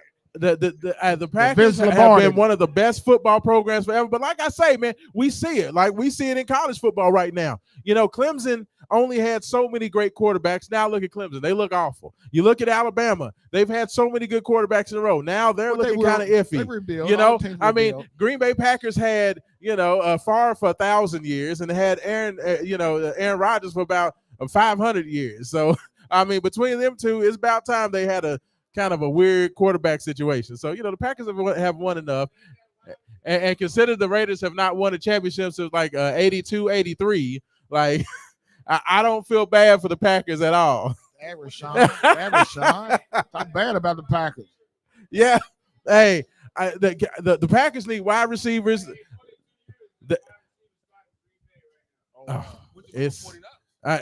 Hey, Brock Purdy, San Francisco 49ers. Woo.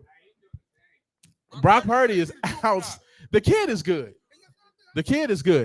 He was good at Arizona State. At Iowa State. He was good at Iowa State, and he's come in. But you have a team that's built to win. It's kind of like Brock Purdy and Jalen Hurts both fell into perfect situations. Right.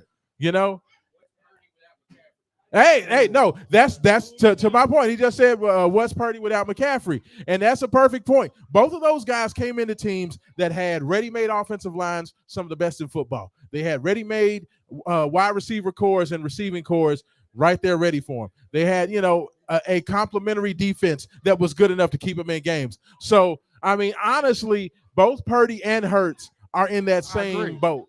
So I agree with you on that. Yeah. But that, to their credit, for both Hurts and Purdy, I think both of those guys are good enough to not lose you games, and they are good enough to also move the chains on third downs. And they can maybe they're not going to make the amazing 25 or 30-yard completion, but they're good enough to move it on 3rd and 7. Oh, absolutely. No, it's that offensive line. Hey, walk around here. Hold on. I want you now. Walk around. Now you gotta say hello to the people now. See?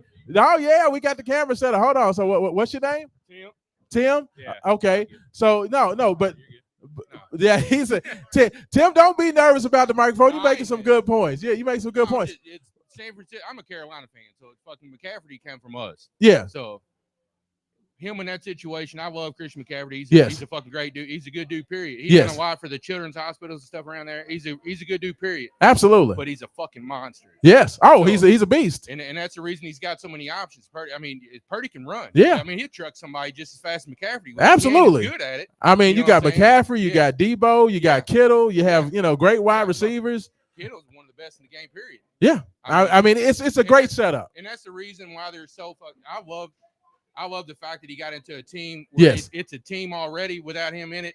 That's just like putting Deion Sanders back in Detroit. You know what I'm saying? Right. Yeah. Right. I mean, right. No, absolutely. Detroit was good, but they just couldn't fucking figure it out. And when Sanders came in there, I mean, it was it. I think that both of these quarterbacks, when you talk about Purdy and you talk about Hurts, they found the perfect guys that fit in the situation. Like I don't think you could take either one of those guys and put them on a bad team and have them carry them, like say Lamar Jackson. Look at Carolina. We was absolutely, and they didn't want to play McCaffrey. Yeah, you know what I'm saying? They was scared to play McCaffrey because they had that money in there and they didn't want him to get hurt. Yeah. In Carolina, they was like, well, we're gonna go ahead and let you go. Yeah. San Francisco was like, well, all right then. Yeah. You know what I'm saying? And then he got over there and can't nobody fucking stop him. Yeah, absolutely. It ain't like he wants to get hurt. You know what I'm saying? He ain't going out there right. to get hurt. But why are you going to put your body through all of that to go out there and lose game after game after game?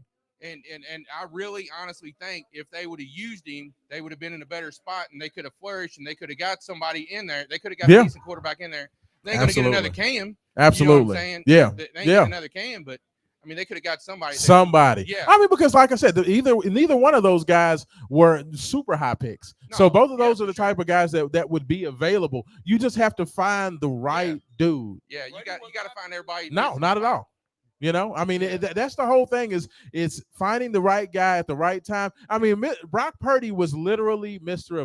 Irrelevant. He was the last player selected. Yeah.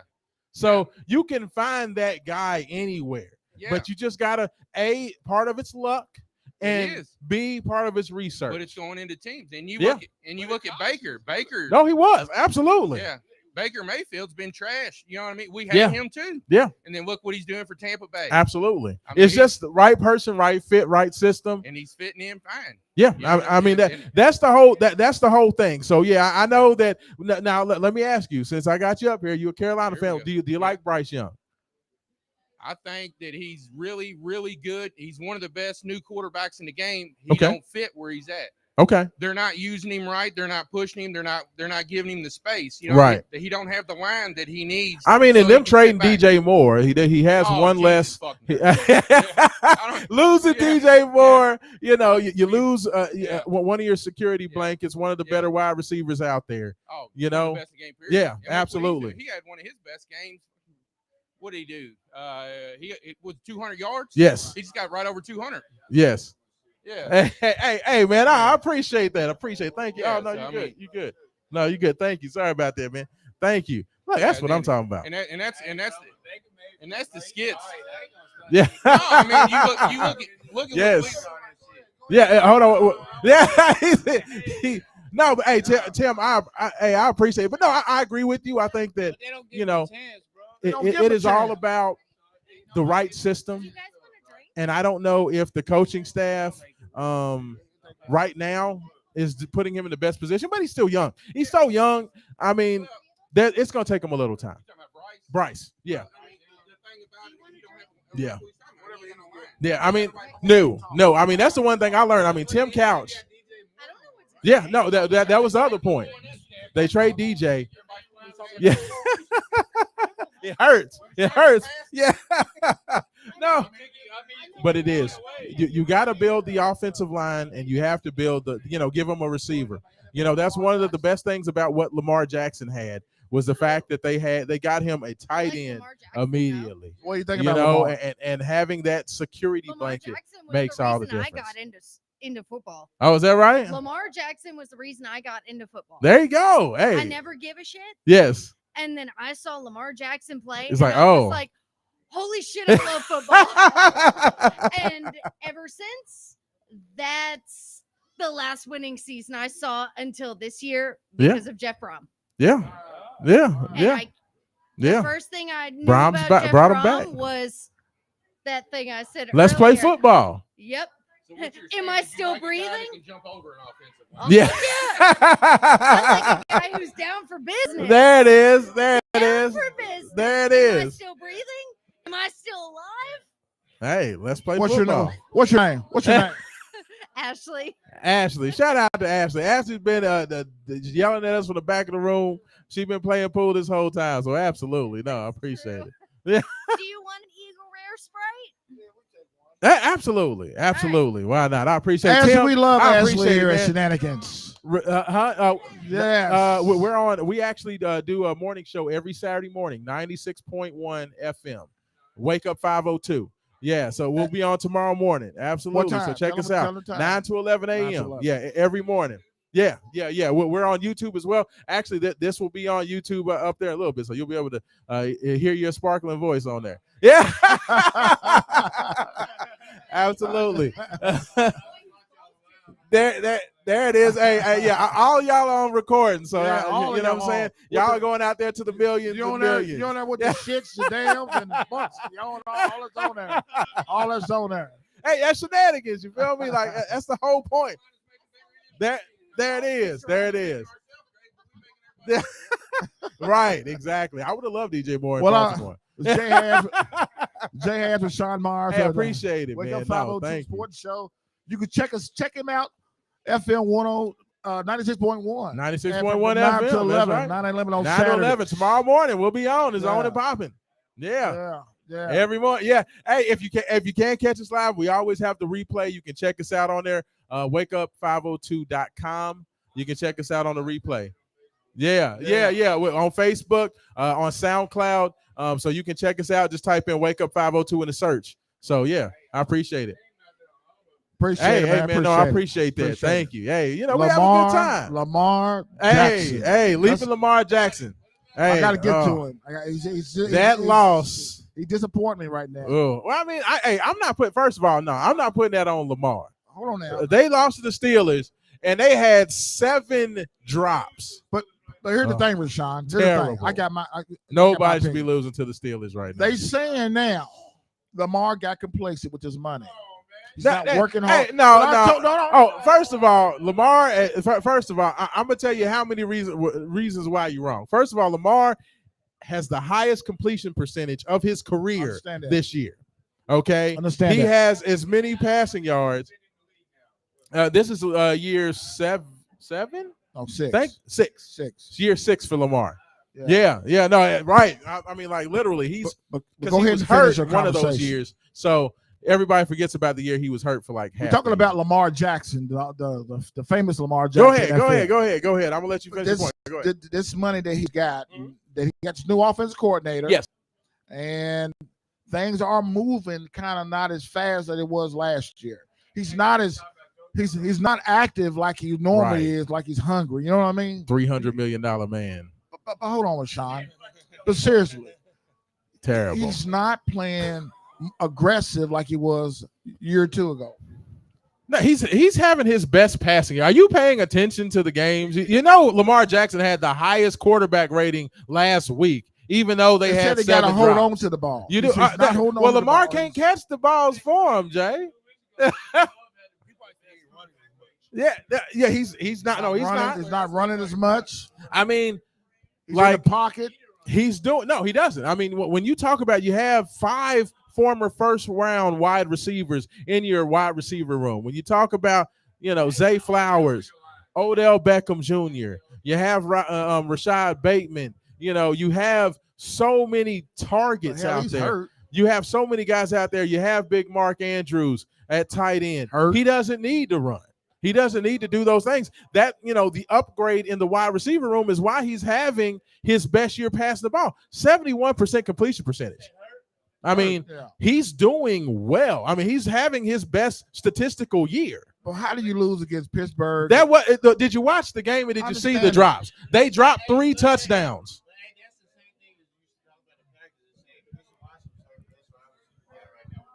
Oh yeah. I agree with you. I mean, as far as the Packers, the injuries have definitely played a part of it. In but with Baltimore Lamar, Ravens. but Rashad Bateman drops a wide open touchdown pass. Mark Andrews drops a touchdown pass. Zay Flowers drops what would have been a touchdown pass. I mean, Nelson Aguilar drops about a 30-yard completion. That's why they lost. That's not on Lamar Jackson. He can't throw the ball and run up and catch it. Right. Lamar Jackson. You know, like that's not your on, opinion. That's not on Lamar. It's not an opinion, brother. I watched the drops myself. How does Lamar stick the ball in Rashad Bateman's hands in the end zone and he drops the ball? How's that on Lamar Jackson? How's that on Lamar Jackson? Rashawn, listen. I mean, I'm just asking. This is the NFL, and when you drop passes like that, Jerry Glanville, the old Atlanta coach, said NFL stands for not for long. Atlanta. If you drop them passes, that's what NFL stands for, not for long. I'm just saying. You know, all I'm saying is Lamar. He, like I said, even with the 7 drops, he rated out as the best quarterback in the NFL last week. Yeah, right. Absolutely, and Purdy's a beast. They play tomorrow morning. They play tomorrow morning. Tennessee They take on the Titans. Tennessee Titans, 9:30 a.m. Yeah, ESPN. they playing. Make sure you check them out. Yeah, yes. No, not tomorrow. Sunday morning. Sunday morning. 9:30 a.m. Make sure you set your clocks. Y'all that's out partying like that, Eastern the Wake Up 502 crew, because we like to get out and party on a Saturday night. But we gotta, maybe take it easy. Yeah. Just stay up. Oh God. Wow. Ooh, I don't know. I'm a little. Hey, man, they got a rough around there. Had it rough around the edges around there, ain't they, man? I don't know if I'm about that life anymore, Jay. I don't know if I can do that. Back there, they pull out the butcher knife. Hold on now. What's going on? Yeah. Hey, I would definitely be about it though, man. But so set your clocks early, 9:30 a.m. They'll be over the water taking on the Tennessee Titans. The Tennessee Titans have been playing good football. Yeah, they have. They've been playing well. King Henry looks like King Henry from about 3 years ago. We're gonna see. So the Ravens are going to have their work cut out for them. They got to find a way to win that game. You can't win. You can't lose 2 games in a row. They honestly should be undefeated right now. They should be 5-0. Instead, they're 3-2. And no, the Ravens. Yeah, they should be 5-0 right now. Instead, they're sitting at 3-2. They're only a game back of the Bengals. They got to find a way to get this win. They got to. We'll see. Yes, sir. Back to it though. Quiet storm of college. You said the NFL was Detroit Lions. Who is the college? Hey, the quiet storm of college. Honestly, I'm gonna keep it real. The quiet storm of college is University of Louisville football fighting Cardinals. Like real talk. Like that's the quiet storm of college football. I mean, that's an easy answer. But I'm gonna tell y'all this. I have already realized who the quiet storm of the NBA is. And the funny thing about it is, the quiet storm of the NBA was literally the number 1 pick in the NBA draft. Victor Wembanyama. I think Victor Wembanyama right now, I'm telling you, I saw 1 preseason game, and I am already ready to crown this man as one of the best players in the league after 1 preseason game. That young man, I saw him in one game versus the I disagree. The Oklahoma City Thunder. He is an absolute amazing talent. Disagree with you. He's amazing. At 7'5". The preseason he was doing garbage. Hey, that's the question. The big guy, he's got to stay healthy. He got bad knees, bad feet. But watching a guy at 7'5" handle the ball from the 3-point line, cross his man over, reverse spin, and finish with the layup with the finger roll with the left, I've never seen that before. Man, from a dude that size, unbelievable. Man, quit it. Like unbelievable. Stop it. Like that's crazy. Stop it.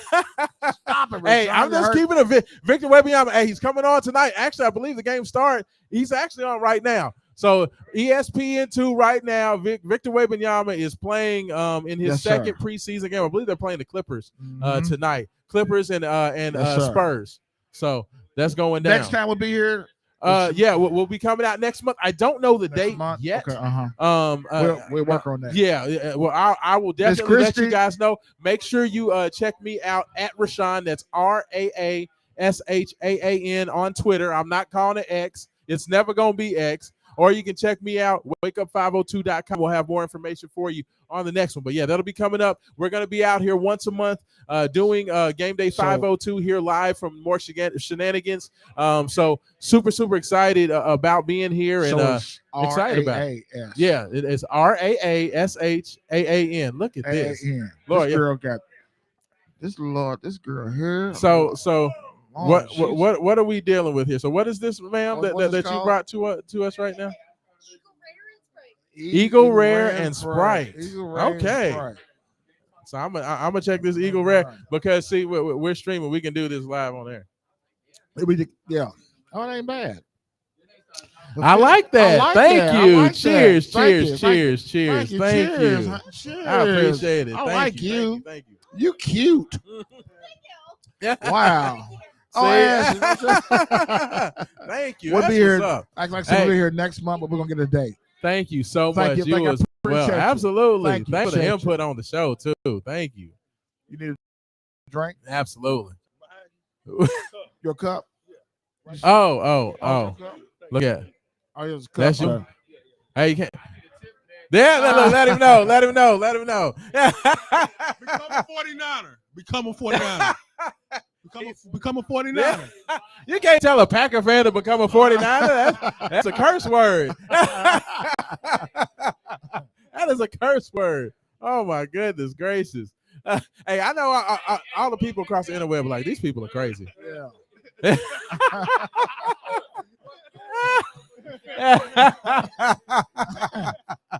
Oh wow, that's hilarious.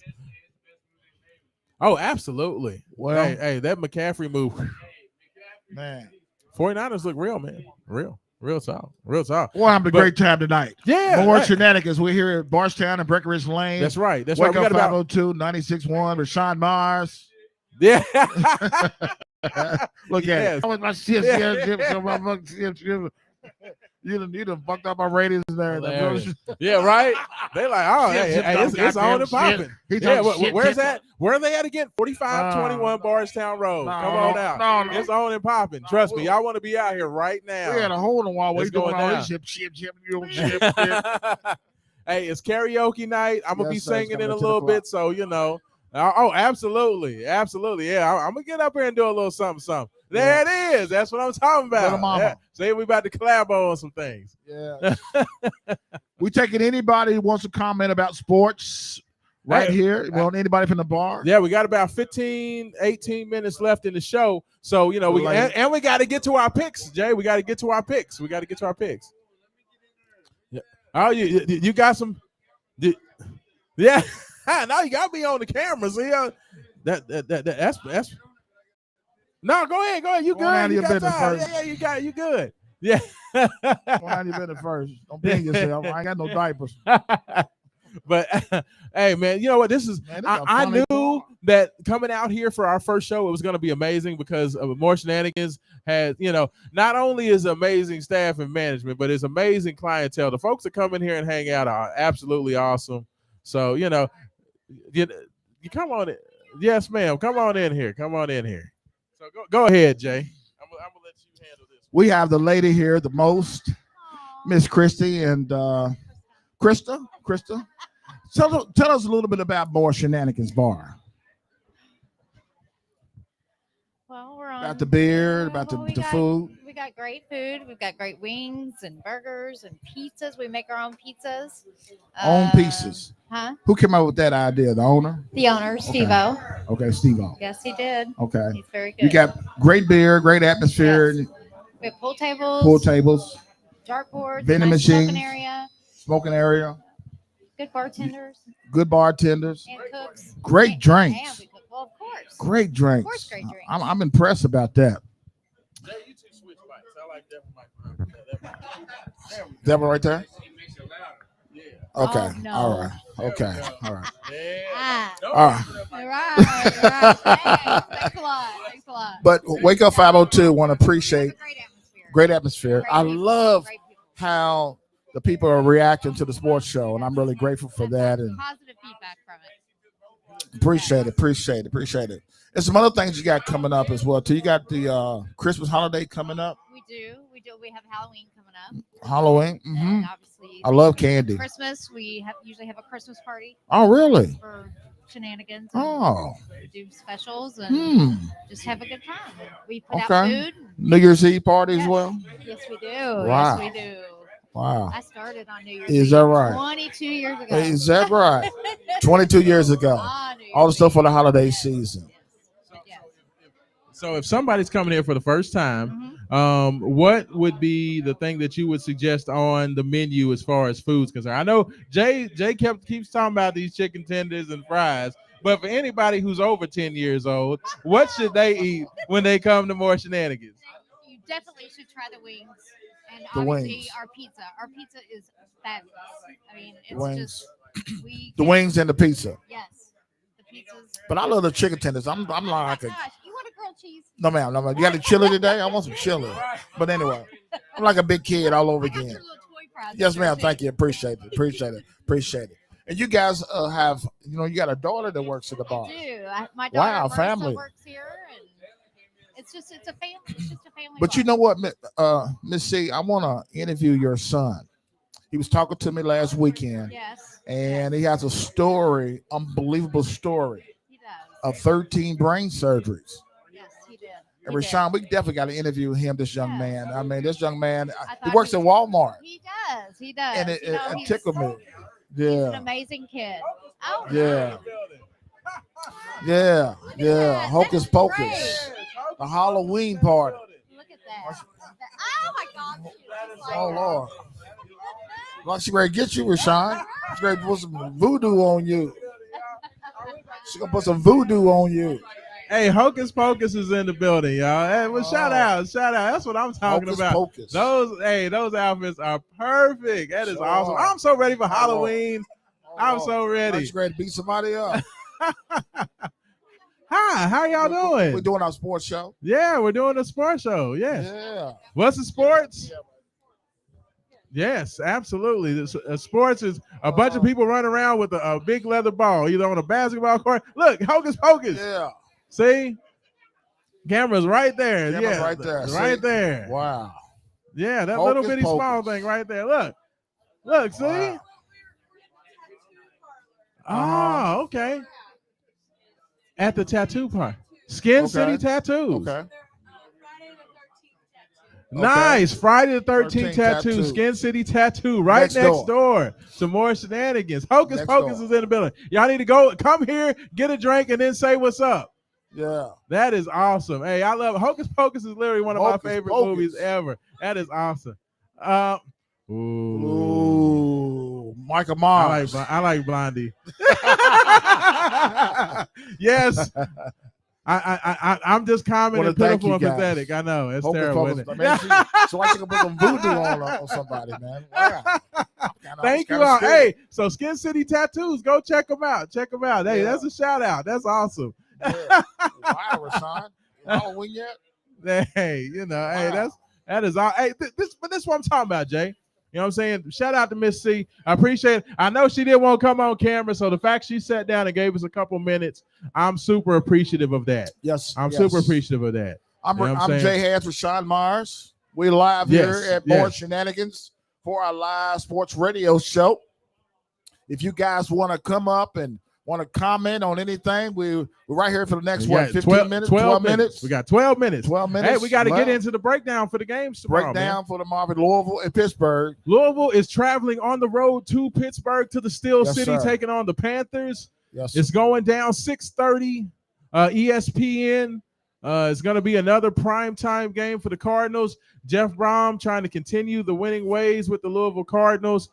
Super excited to see what they can do coming off a huge win against the Notre Dame Fighting Irish. Can the Cardinals continue their winning ways, push their record to 7-0, and continue the hype across the net? Like, they jumped into the national picture this past week, Jay, with that big win over Notre Dame. Huge. Now the hype's only going to go up. We saw it with Lamar Jackson once they beat Florida State, what that meant to Louisville. Louisville is now in that same space now. Yes, sir. To where now they're in the national consciousness, to where the people that love the underdogs love Louisville. The people that hate the underdogs, all those national brands, Really? like Alabama. Oh, Alabama fans are going to be cheering for Louisville to lose every game from here on out. Wow. Because honestly, if an undefeated Louisville team gets to the end of the year, they will bump Alabama out because Alabama already has that loss. Wow. So yeah, the big school haters, the Ohio States or whoever loses the Ohio State Michigan game, teams like that, all those teams are going to be cheering for Louisville to lose. So that's the space that we're in now. Wow. So with Louisville heading on the road to Pittsburgh, taking on a Pittsburgh team that right now they're bringing in a new quarterback, Phil Jakovic, the transfer quarterback from Boston College, has not worked out. So Jakovic has moved to the bench. They're breaking in a new quarterback this Saturday. Mm-hmm. They are very, very excited about that. They are a team that does, of course, have a very good defense. But unfortunately, the offense has been super, super inconsistent. Yes. And you would think, especially with the fact that this is going to be a game that's going to probably be played in a rain. I don't know if it's going to be a torrential downpour, but it's going to be rain. It's going to be wind. Louisville, with their defense, with their running game, you would think that plays into their favor. I got Louisville by 21. Oh, wow. Really? 21. I don't know if there'll be 21 points scored in I mean, that 21 nothing. Hey, I love it. Jay has. I predicted every time we did this show. You do. And I said Louisville's going to win against Notre Dame last weekend. You did. And I said Louisville ended up winning, and they took the field. Remember? I won the game. I do. I've been right. And I think that Louisville, for me, it's going to come down to this. I like what I saw out of Jack Plummer last week. I love the fact that he took care of the ball. He had 0 turnovers. He did not fumble the ball. There were no interceptions. I believe that's going to be the biggest. Ball security is going to be at a premium because of the rain and the wind. I don't trust the kicking game because up there at Heinz Field, I know it's not Heinz Field anymore, but that's what I'm going to call it. Up there in Heinz Field, come on up here, shorty. I think that there's going to be a chance that the kicking game's not going to be great. So you need touchdowns, not threes. So get 7s, not 3s, and you're going to be good. You know what I'm saying? So, yeah, absolutely. Hop on in here for a second. Jay, you could just scooch over and then let her pop in there. So, come on, say hi to the people. Come on, say hi. Come on, sit on down, shawty. Mama. Just for a hot little second. There she goes. Had a chance to speak to Mike today, and he was talking about he works at Walmart, and you was telling me last week about your little brother has a tremendous story. Just engage us a little bit about your little brother. He's great. He's awesome. First of all, you gotta tell people, everybody who you ain't even introduced. Well, I mean, okay, I am Marissa. Say hi to Marissa, everybody. That's Marissa. She's one of the bartenders here at more Shenanigans. And you have a little brother that had a twin brother. A twin brother. That incident that happened to him, and he had 13 brain surgeries. It was 12 brain surgeries. He was hit by a car while riding his bicycle. He was in a coma. You can talk a little louder, little mama. I know you talk louder than that. When you do all this cussing, and shit, damn, you talk very loud. Don't believe it. She ain't all dainty and quiet, y'all. She's definitely not dainty and quiet. I'm quick. Go ahead. Mama, listen to her. But anyway, go ahead. You talk about your little brother. So he went to Fraser Rehab. Okay. To relearn how to walk, talk, everything. He has improved tremendously since he was hit by a car. And now he has a baby. He works at Walmart. Yes. And loves it. Great spirit. Great, beautiful. He's overcome a lot. He said he went to a Kentucky School of the Blind. He said he loves to give. He's a beautiful guy. I mean, I talked to him today. He said, Jerry, what do you want me to do? I said, man, listen, just tell what God wants you to tell. Absolutely. To impact somebody else's life, to encourage somebody else. Because whatever God has for you is for you. And, he was like, oh, yeah. So I'm going to do a little insert. What I'm going to do is interview him on one of the stations and let Rashawn play a little bit on his station and just hear the interview it takes about to encourage somebody else in everyday life. Absolutely. Your little brother. He would love that. And Yeah, I appreciate yeah. you all. I'm gonna appreciate so you. much. You talking all over. He is a miracle. You I hear know me? he's a miracle. A Walking miracle. A walking miracle. Yes, yes. The most sweetest kind soul will do anything for anybody. I know he will. Look, You will too. I know. I know you will. Yeah, I'm gonna talk to Mama about this toy drive after this over, so they can support the toy drive. Absolutely. Yeah, for at-risk children. Mm-hmm. Appreciate you. This is one of the assistants here at the bartender. Yes, come out. Marissa's one of the lovely bartenders here. Make sure y'all come out here, drink a lot and tip a lot. You feel me? Drink a lot and tip a lot. Yes, yes. Rashawn, you got your prediction for tomorrow's? Yeah, we got this the last 5 minutes of the show. First of all, big shout out to More Shenanigans. Big shout out to everybody out here. Thanks to More Man, I Shenanigans. have appreciated you guys. You all have been amazing. I knew it was going to be awesome once we decided, and More Shenanigans said, you know what, we want you guys to come out and do what you do. We knew it was going to be awesome, and so just thank you guys for making it, because it's the people, it's the folks that are listening that make it. You know what I'm saying? So thank you all for that. Appreciate you. But yes, I think tomorrow is going to be all about Louisville going out there and showing them who they are. Mm-hmm. This is going to be a game that's not about Pittsburgh. This game is not about Pittsburgh. This game is about Louisville. It's business. I talk about the, I did a little speech of what Jeff Brom would say to the team going in to the Notre Dame game, and I talked about that. And I think that tomorrow, I believe that the speech is going to go. He's going to basically tell the guys, look, fellas, you have two choices tomorrow. You have the opportunity to either allow yourself to be the guy who gets patted on the back and is satisfied. But I want players and I want men that are not satisfied. I want men and players that understand that there's more out there. There's a goal that you're looking to reach.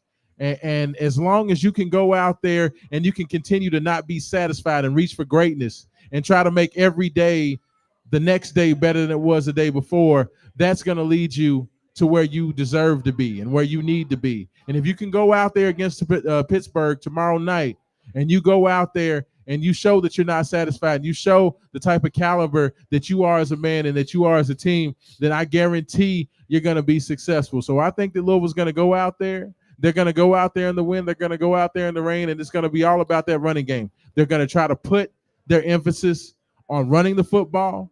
Jawar Jordan, Isaac Garendo. I think those are going to be your two guys you're going to lead on. Those are going to be your bell cows. Play action. Jack Plummer making the completions 3, 5, 7, 10 yards down the field. I don't think there's going to be a lot of vertical. There's been talk that Jamari Thrash may be out tomorrow. So Jamari Thrash, their number one wide receiver, may not be available. If that's the case, I would expect that you're going to see Kevin Coleman, Amari Huggins-Bruce, those guys take a bigger role. And I think it's just going to be about moving the chains. Mm-hmm. I think Louisville's going to lean on their running game. They're going to lean on that defense. They're going to wait for Pittsburgh to make mistakes, and then they're going to take advantage. As long as Louisville does not lose that turnover game, I think they're in a good spot. Give me Louisville 27-14. I think they get it done. And the Cardinal fans are going home happy. We're going into the bye week with a win, Jay. 27-14. 27-14. Wow. That's mine. 27-14. I think they get I think they get a couple touchdowns. I think they get 3 touchdowns, 2 field goals. Well, that's your prediction for tomorrow night's game. That is my prediction. We'll have to see how that goes. Of course, make sure you guys continue to check us out. Make sure you check us out. Wake Up 502 comes to you every Saturday morning. We'll be on tomorrow morning, 9 to 11 a.m., 96.1 FM, 1450 a.m. If you are not able to catch us live, wakeup502.com or wherever you get your podcast, SoundCloud, you can go out there. Anchor Radio, you can go there as well. The podcast basically comes out right about 20 minutes after the end of the show. So if you aren't able to catch us live, you can catch us there. We're continuing to do a lot of exciting things here in the city. Make sure you check out to listen for our next podcast, our next tailgate. We will be tailgating as well as we're planning post-game shows starting for after basketball as well. So we'll be down near the Yum Center as well. So we have a lot of exciting things going. Once again, I just want to appreciate everybody who came out tonight. came out, supported Shenanigans. You all are the bomb. I love you guys dearly. We will definitely be back next week. Make sure you all come out tonight. Jay Hass is going to be singing 4521 Bardstown Road. More Shenanigans. It's going down. He's going to sing Lou Rawls tonight. Rashawn, you got your friends here and I know, man. here, and I'm excited. Look at just shout out to Dorothy. Today. She's sitting over there at the bar. Hey, Dorothy, how you doing? How you doing, Miss D? Good? How you doing, Miss D? Looks lovely as always. She brought Grippos. And probably like, why is he talking about me while I'm sitting at this bar? Grippos. Hey, ain't nothing wrong with some Grippos. Hey, what's wrong with Grippos? Hi, Dorothy. You doing all right? Wonderful. Wonderful. That's a beautiful thing. She's so nice. So nice. Want to thank more Shenanigans. We'll get on to opportunities to do this, and Miss C. And hopefully they had as much fun as we had, because I've had an amazing time. Yes. Absolutely. Yes. And the millions of people who watch this, I want to thank you guys for taking time out of your busy evening to watch Wake Up 502 with Sean, Jay Harris, Haven Harrington, and Joe himself. Joe Kelly, that's right. Hey, and we will be back. This is just the first of many. You all know we have so many things going on. Yes, sir. Things are moving and shaking, so we have much more coming. Make sure you get ready for Louisville basketball. They'll be taking on Simmons College in the first exhibition game Wednesday. We will be letting you all know what will be going on and what the broadcast will look like for that as well. So this is Rashawn Myers for Jay Hass coming to you, 4521 Bardstown Road, more Shenanigans. And as like we like to end every show, without struggle, there is no progress. Peace.